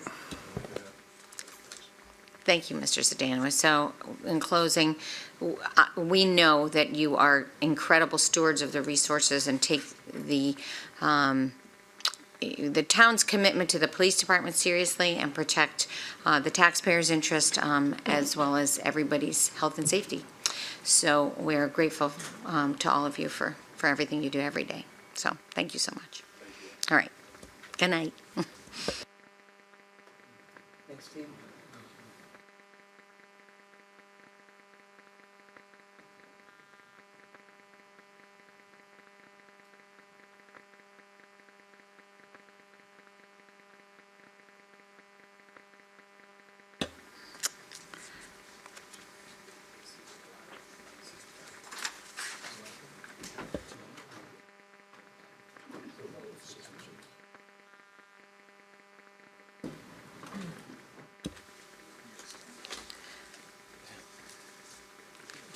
Good evening. Last but not least. Yes, good evening. And following the police and fire, I guess it's actually really fitting because Public Works is a silent first responder. And so it's appropriate that Public Works follows up those two great departments of this town. So good evening, Council, Madam Mayor, if I may start. Town Manager. First, like the other departments previously, I'm just a talking head of the department. I try to bring the team together to do the good work of Public Works and all of our infrastructure work and supporting everything that we do. The budget that you have before you represents 16 mission-critical operations for us, which includes parking services and cemetery operations, all very important components to the community, and we're very proud of the services we provide the community. We feel that, like your comments, probably every day somebody touches a service from Public Works or needs a service from Public Works or utilizes something that we take care of. We don't certainly build it, we don't design it, we don't think about it. That certainly comes from another valued department in this town, but we take care of the things that are provided by this council and brought to this community to make sure they're sustainable, make sure they last for a long time. And we try to be forward thinking with proper initiatives, innovation, and really great teamwork, and recently really thinking and focusing on our productivity levels. With that, our team needs to be recognized, the Public Works folks, the men and women of Public Works. Again, through the pandemic, though they didn't have the responsibilities like police and fire and EMS services, they came to work every day. They had problems with home, with daycare and children in school and having those issues that challenge everybody in this community. But they came to work every day because their work was hands-on. It's labor-intensive. You can't do it from home. You can't just delay it long enough to get past a 2-year pandemic. The work had to be done. So they came in. Through that time period of just the 1 year of 2021, we did 9,276 work orders. That's what we received. We completed 95% of them as a team. Great effort by them. We only have 792 outstanding work orders from that entire year. And those are usually related to stuff that takes a little bit more planning, some more investigation, maybe some funds that just aren't there to really fulfill it, or maybe cooperation with other departments that we need their contributions to complete, or maybe other agencies, MDC, gas companies, to get completed. So we're very proud of that year that we've had last year, the main focus, the 2021 being the year of the last year of the pandemic. So we're proud of that. We see this data because of a new work management system that we deployed a couple years ago, and we're still working through the kinks. We're still bickering about it, but it's working. It's transparent. It's showing a level of professionalism from the men and women of the staff that's doing the work that we've never showed before to the community. By seeing everything that comes in, documenting it, and following it through its circle of life to completion, and making comments on what we've done on the work, what we had to do the work, what we couldn't do for the work. And that information gets back to the public, it's accessible, but it's letting us see our work in a whole different manner. And by tracking the work by individual work orders instead of sticky notes of past or spreadsheets, we feel nothing's getting lost, everything's getting the attention it deserves, so our constituents, the people we're serving most, our residents, aren't being left with that unknown. I called Public Works and didn't get a response. We're proud of the fact that we are responding. We probably don't have the lead times we want on some of these issues, but we're going to continue to work to close those gaps and get tighter and tighter on those work orders as we get better with the work management system and as a team as a whole. To just go over the quick highlights of the budget.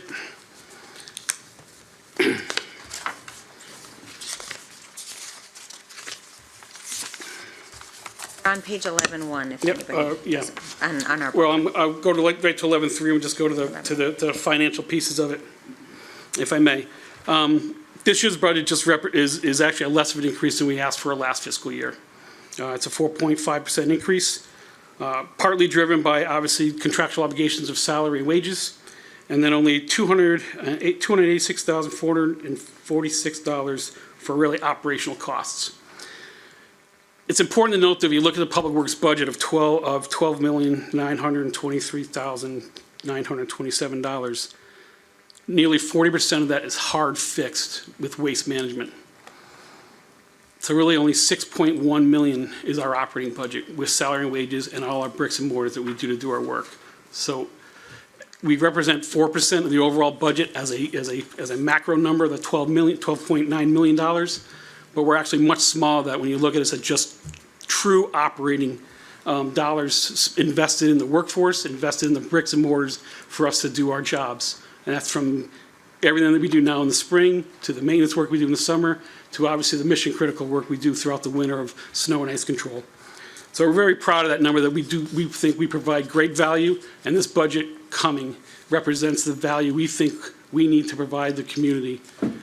It's not perfect, but we think it will do what we can under the constraints that we have in front of us, that all of us do in the budget time. The one highlight that I want to emphasize that is built and baked into this budget is there are two positions that are being requested. One really is not a new position, although it's new funding because it has not been funded for greater than 2 years. From our retirement dates back to 2019.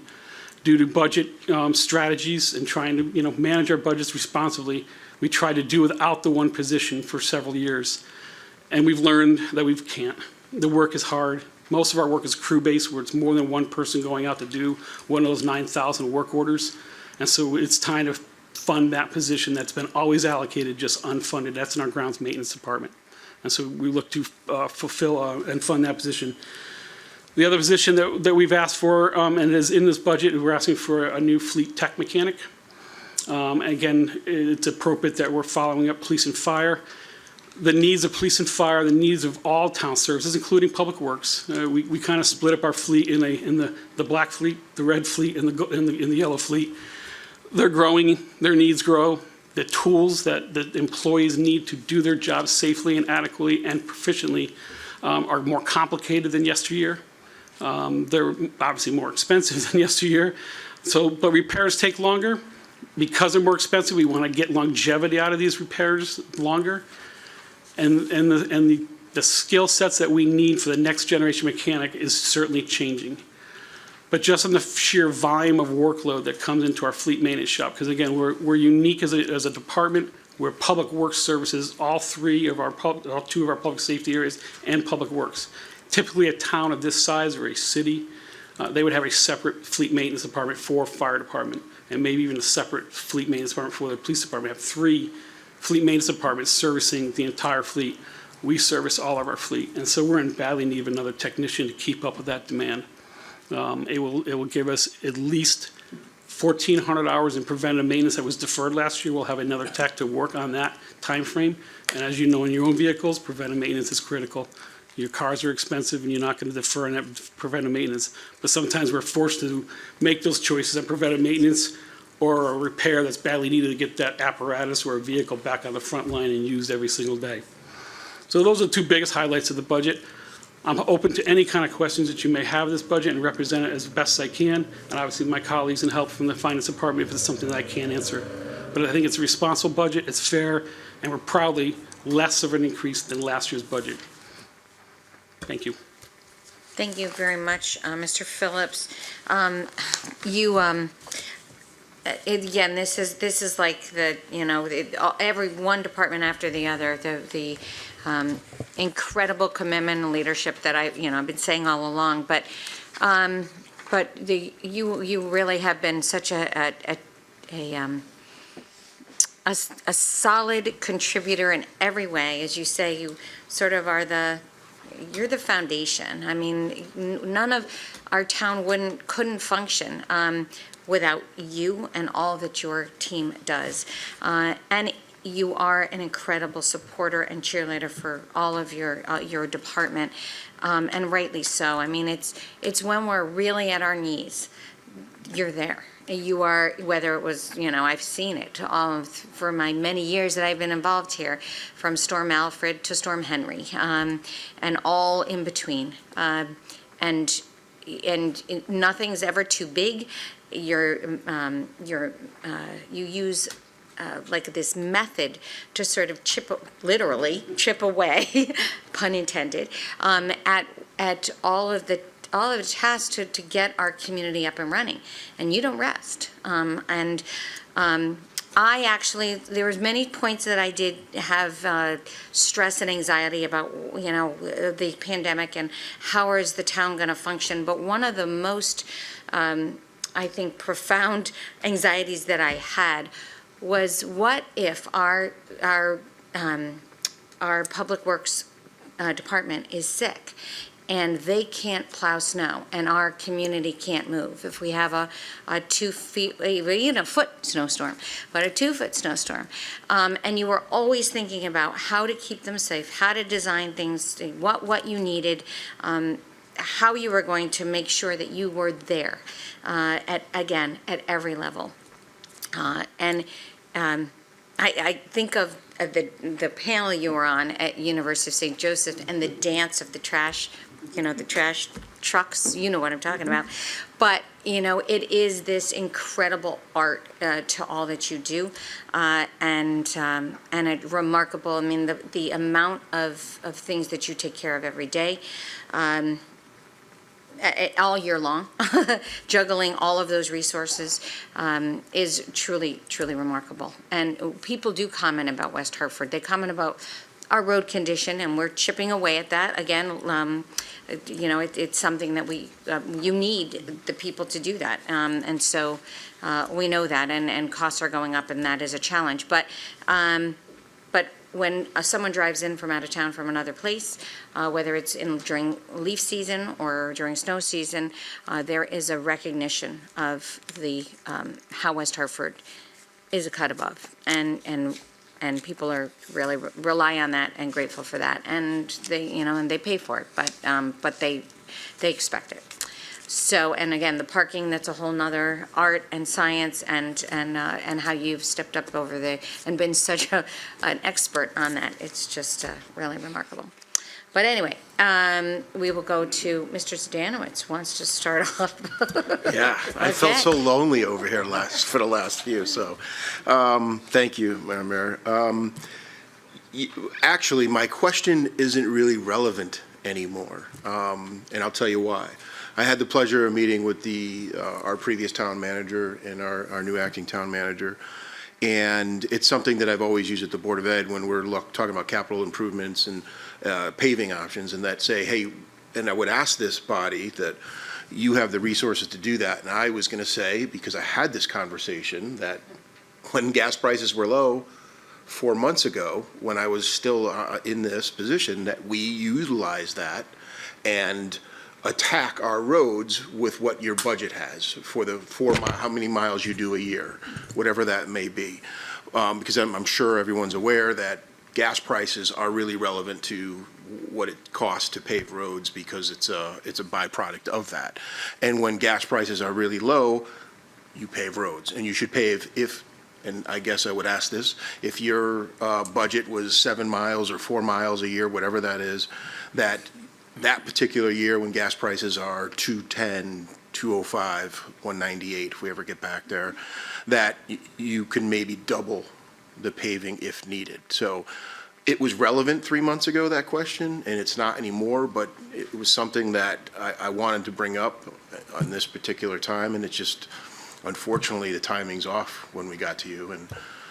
But I hope you could remember that when prices are thing. And if I may too, fuel, sitting down with the previous town manager that I know, and I've seen it, that I live near Bishop's Corner, and I see your trucks pulling up to the mobile station and such and getting fuel. I don't even get fuel there, and I live there, because it is literally 20 to 40 cents more, 40 cents more than where I can get fuel otherwise.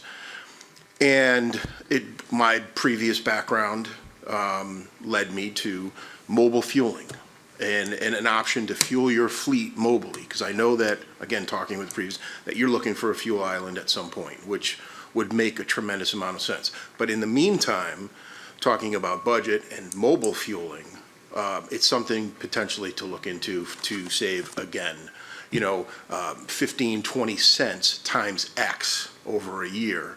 I know we were using 18,000 gallons a week in my previous job, and it adds up very, very quickly.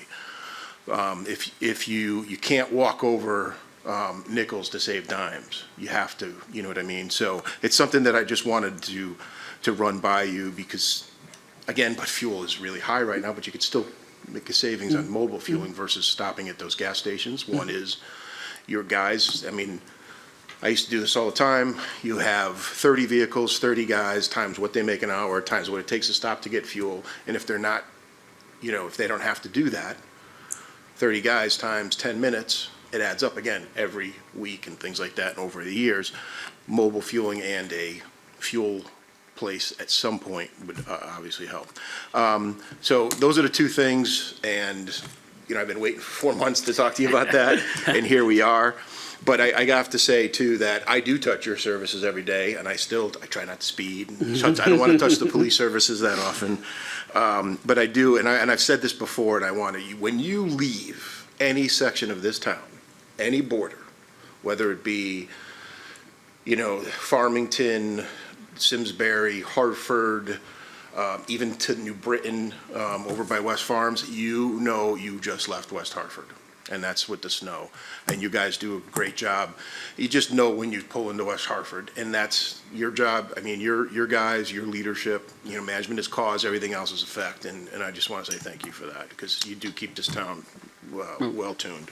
You're welcome. A lot of your comments, there's a lot to unpack there a little bit, and I want to touch on a little bit. I'll start with the paving program.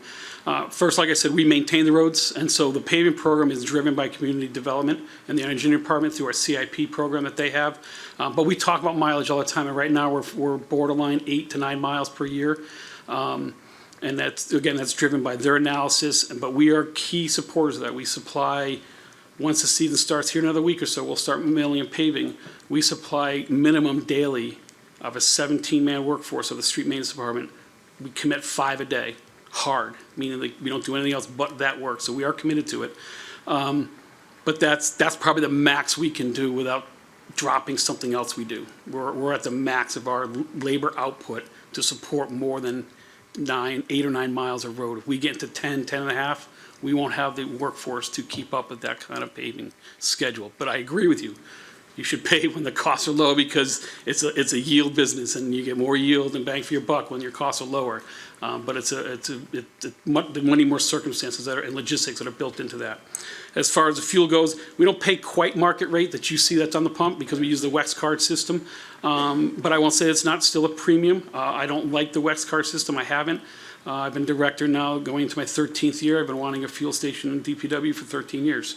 I think we're getting close. It's in year 2 of our CIP plan. But even to that, there's still a lot of logistics. We're a 10-pound operation in a 5-pound yard.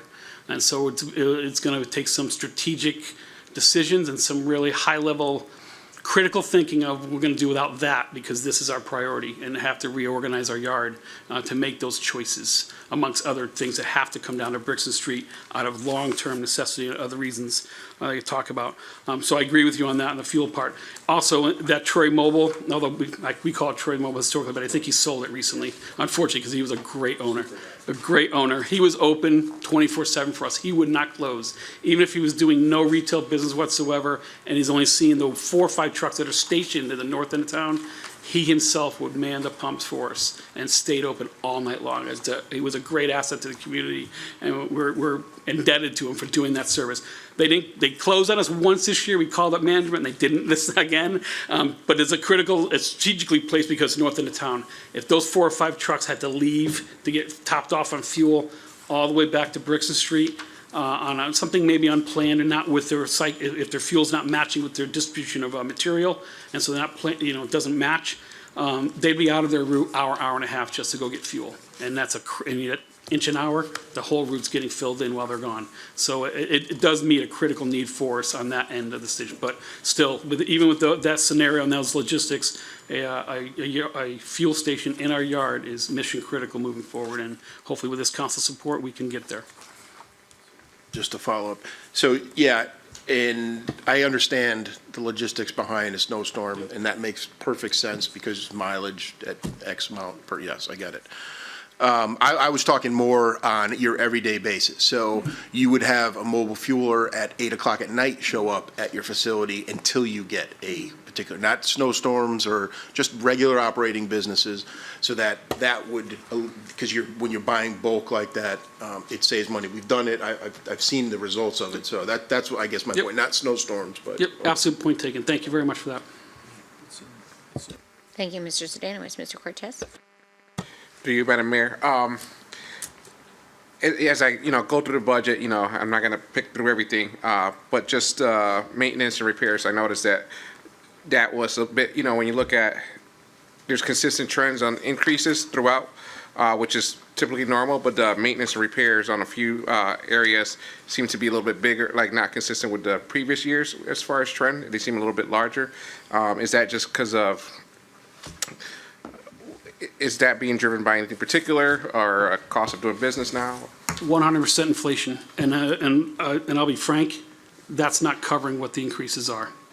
That's being polite to the budget process.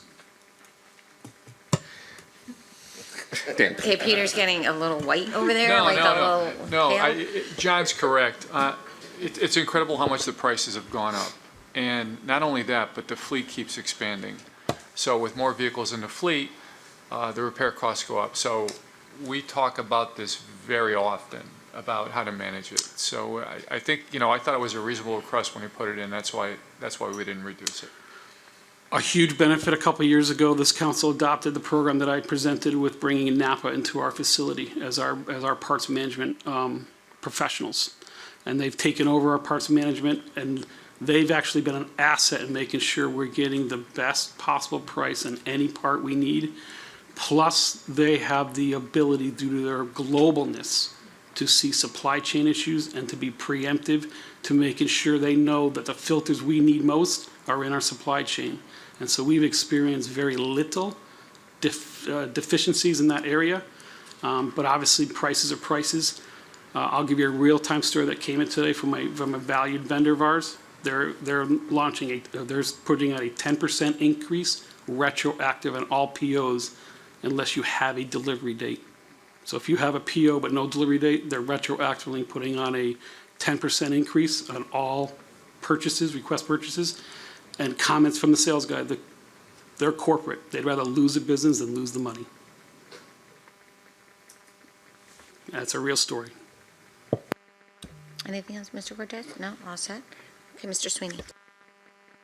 Mr. Phillips, thank you. And like so many other people that came up here tonight, I think one of the common factors is your responsiveness. I can attest to that on multiple occasions of, with little kids, you tend to walk the neighborhood a little bit more and get to see that. And the program of coming in and fixing and preventing the town from potentially getting sued by someone tripping over something, and you guys coming in fixing it as is really helpful. And it's something that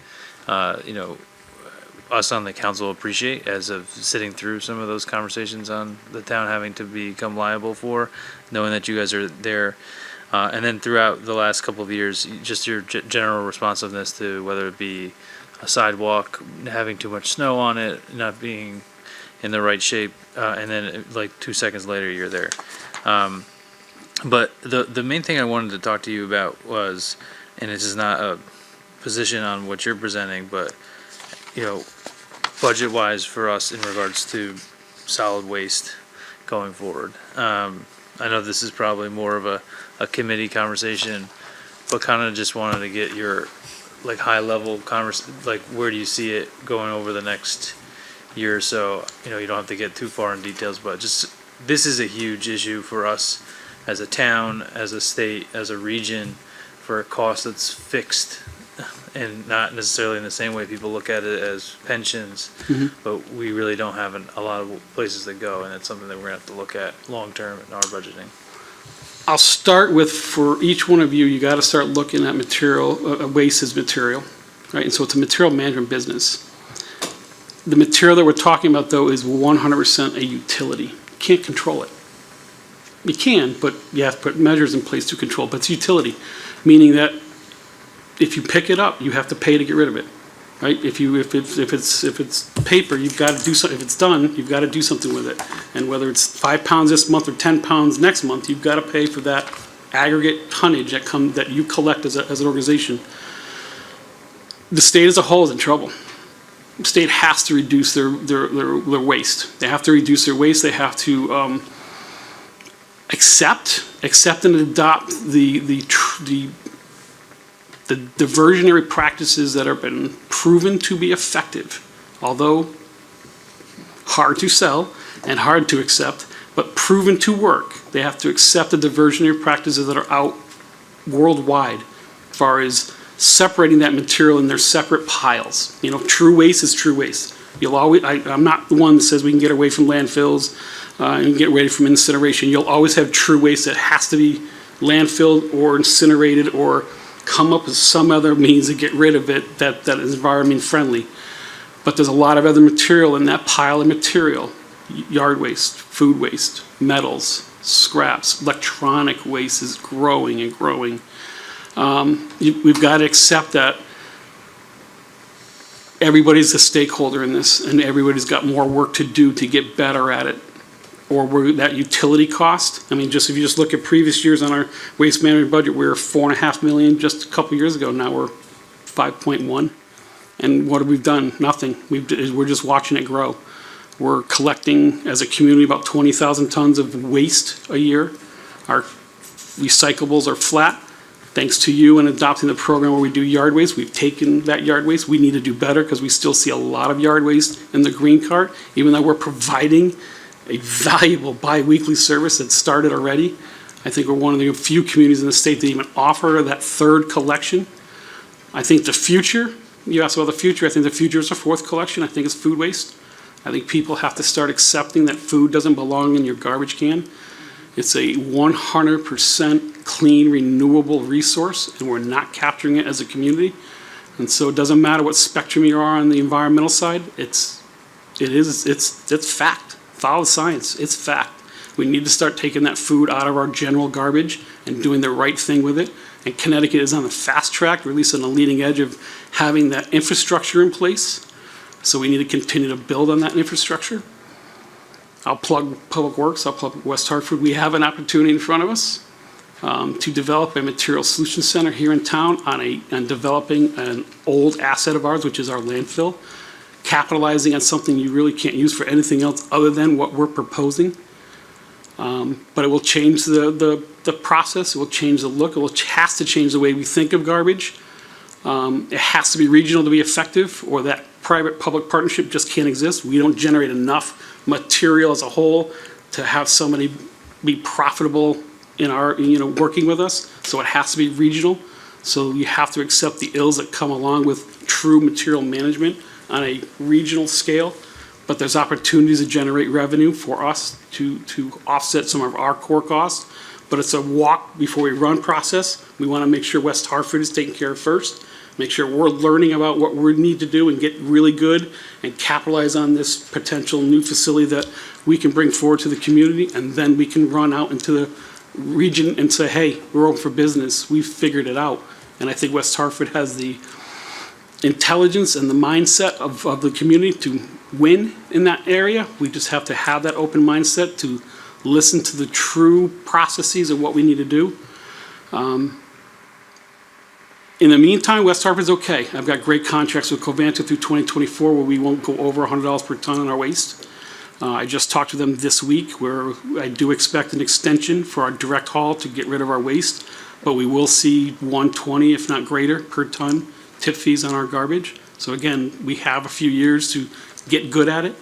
We will be participating in a grant. We're going to put in a program with a grant. It's just a grant proposal. We still need to win it, and then we still need to talk about the core logistics with the community. But it will be a pay-as-you-throw grant pilot, 600 homes in the community. But not only will it be pay-as-you-throw, but it'll be food separation collection as well to show the dynamics of how small you can make your waste when you consider all the 3 different material streams that you can get rid of through our program. And so we hope if we can win that grant, we'll have that bigger conversation of actually doing it and putting it in play for the community to learn and to understand the data and the participation rates that will happen there.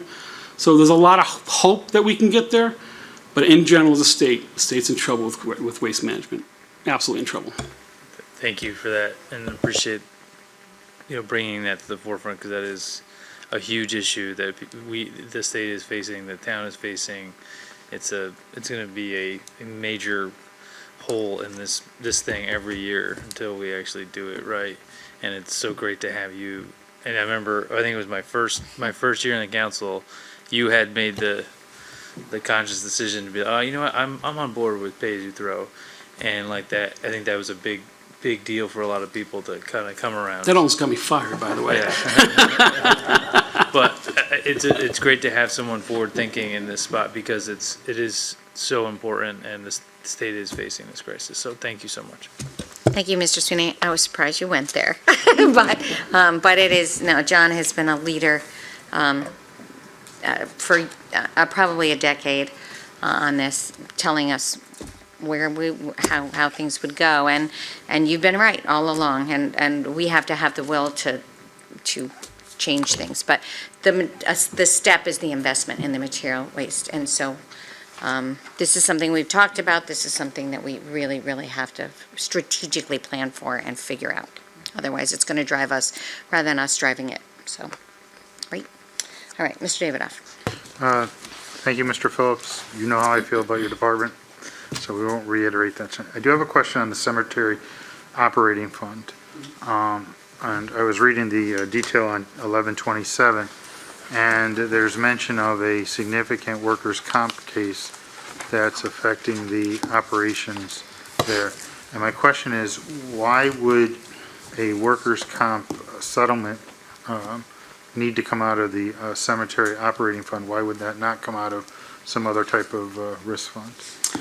I'll need Peter's help to answer the real fiscal answer to that, but I'll tell you the crew leader of the cemetery operation for years, Freddie Ortiz Sr., an asset to the community. He was well-liked by all the vendors we service, and obviously, cemetery operations is one of the most sensitive operations for obvious reasons. And so Freddie did it right, and he was a great employee. He suffered 2 injuries, one more significant than the other, but then in the process of the injury, other things were discovered, not to get too deep on it, but he'd done a workman's comp for 3 years. And because he worked and was assigned to and is budgeted out of, and the injury came from there, this is where Peter might have to step on me, that's where it has to be allocated for him. And so the budget's built on 1 full-time employee, which would be his position, because he's been on full-time comp for an extended amount of time.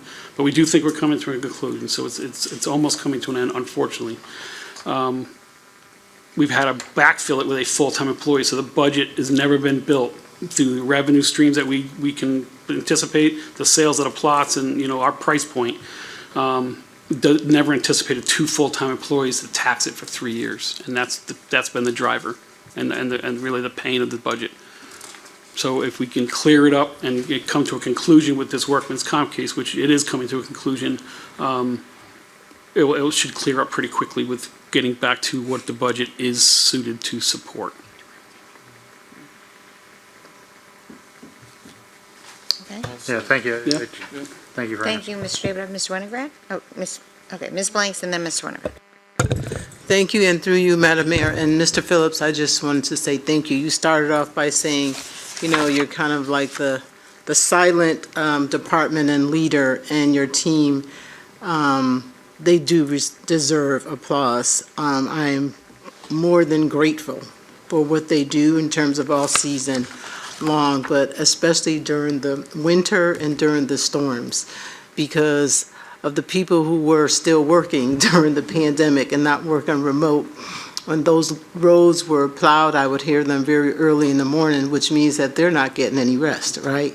They're down putting the treatment down before the snow comes. They're doing it periodically, and then they're getting that snow and ice off the roads. And that's huge. We talk about why people come to West Hartford, why West Hartford is such a draw. We talked about the education and the safety, and Public Works is right up there because those roads have to be cleaned, those limbs need to be removed, roads need to be paved, curbs need to be replaced, and the parks are essential because that's usually the draw when young families are coming to town.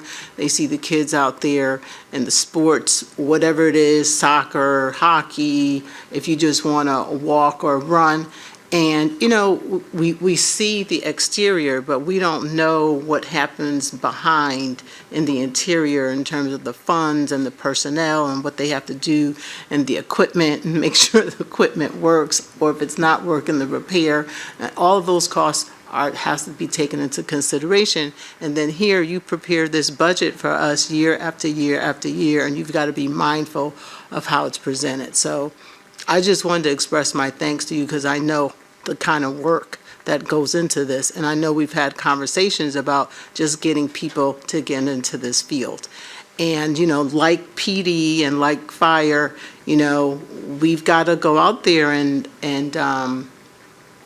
market, public works. And as, Deputy Mayor just stated, in terms of looking for the future and looking for our young people, why is this a good field to get into? And we've got to change the lens because this is a much needed field. And as some of us become more mature and begin to age out, we need our young people to come in and take over those positions. So I really just wanted to express thanks to you and your team for all the work that they continue to do and keep us safe. Thank you, Ms. Blanks. Mr. Winograd? Thank you, Madam Mayor, and through you, John. So thank you again for the budget and for all the work of your department. I won't repeat what's been said already. Couple just points I wanted to make. One, the fleet maintenance. You've been year after year very patient on budget requests. I know you've worked and take pride in coming in with as low a budget as you possibly can. And to brag about your lack of growth in the department, but this one is absolutely necessary. And frankly, that type of maintenance is taking dollars off other departments' budgets. Otherwise, it would be showing up in capital expenses or other places elsewhere in the budget. We're putting it here. And it was one of the first things I learned when I got on council was the work of that department and how effective that is for the rest of the town. So please hire somebody good and keep those trucks moving, and it'll be a credit to the whole town. To Mr. Sweeney's point, the solid waste. I know the numbers, but I'm not seeing them in the budget book, and I'm actually seeing a negative number, which I've never seen before in solid waste disposal. So somehow I think it's hidden somewhere else. I'm looking on page 11.6. I can't believe our cost would have gone down, but if it did, I'm going to highlight that.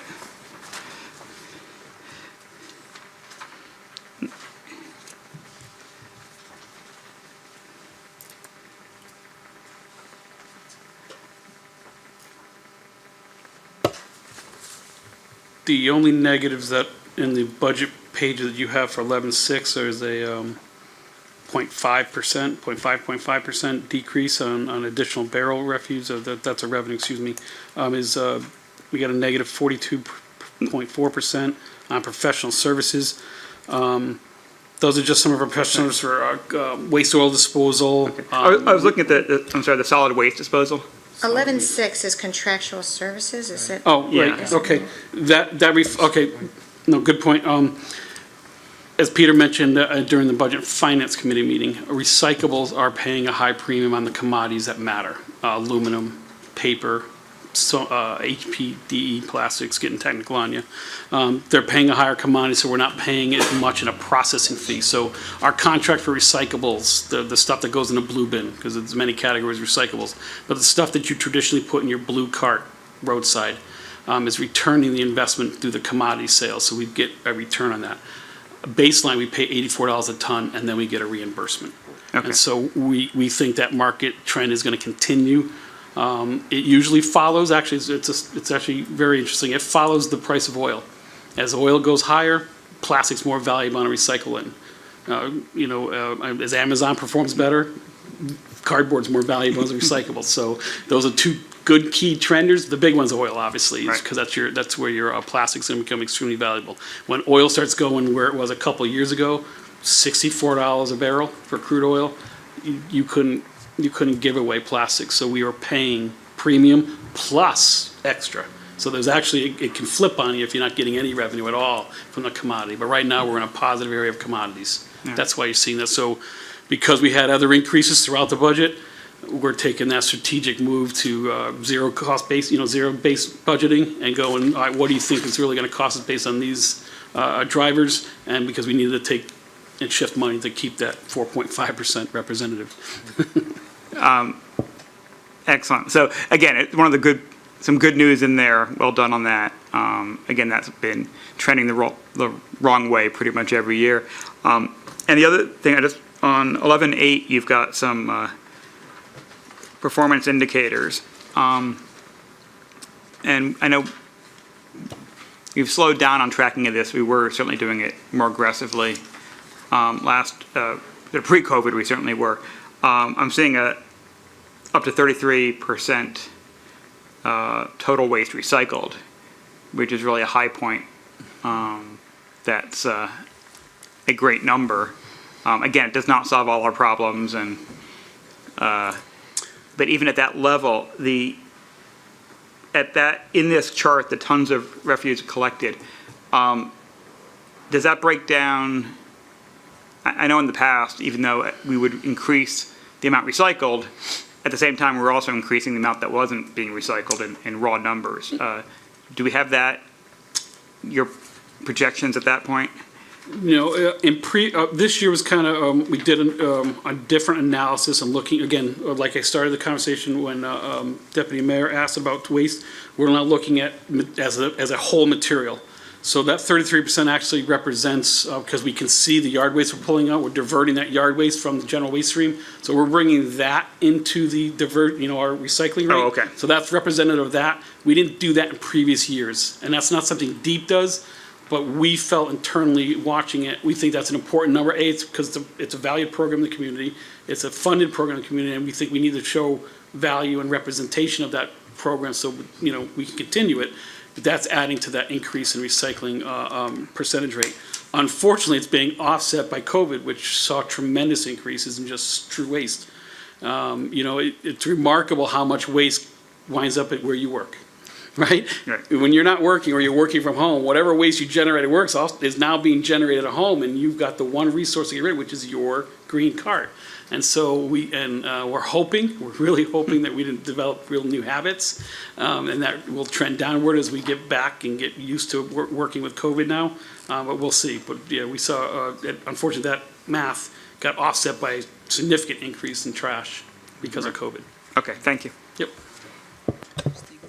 Thank you. Yes, it's.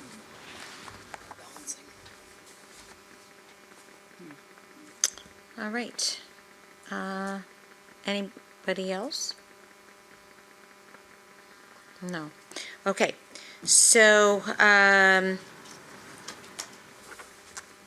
think everybody's, okay, we're good.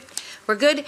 Mr. Phillips, thank you so much again for all of your incredible leadership and your insight. And I know you have a lot of things that you're very passionate about that we're going to have to talk about, and it's going to,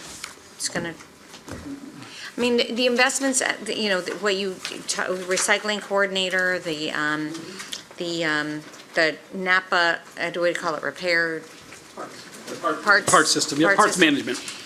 Has saved us money. There were investments that saved us money. So I think this is, the discussions will be in that similar vein. To a bigger degree, but, all right. I think that's it. Thank you, Peter. Thank you to all, I think, Patty and Lisa, thank you so much.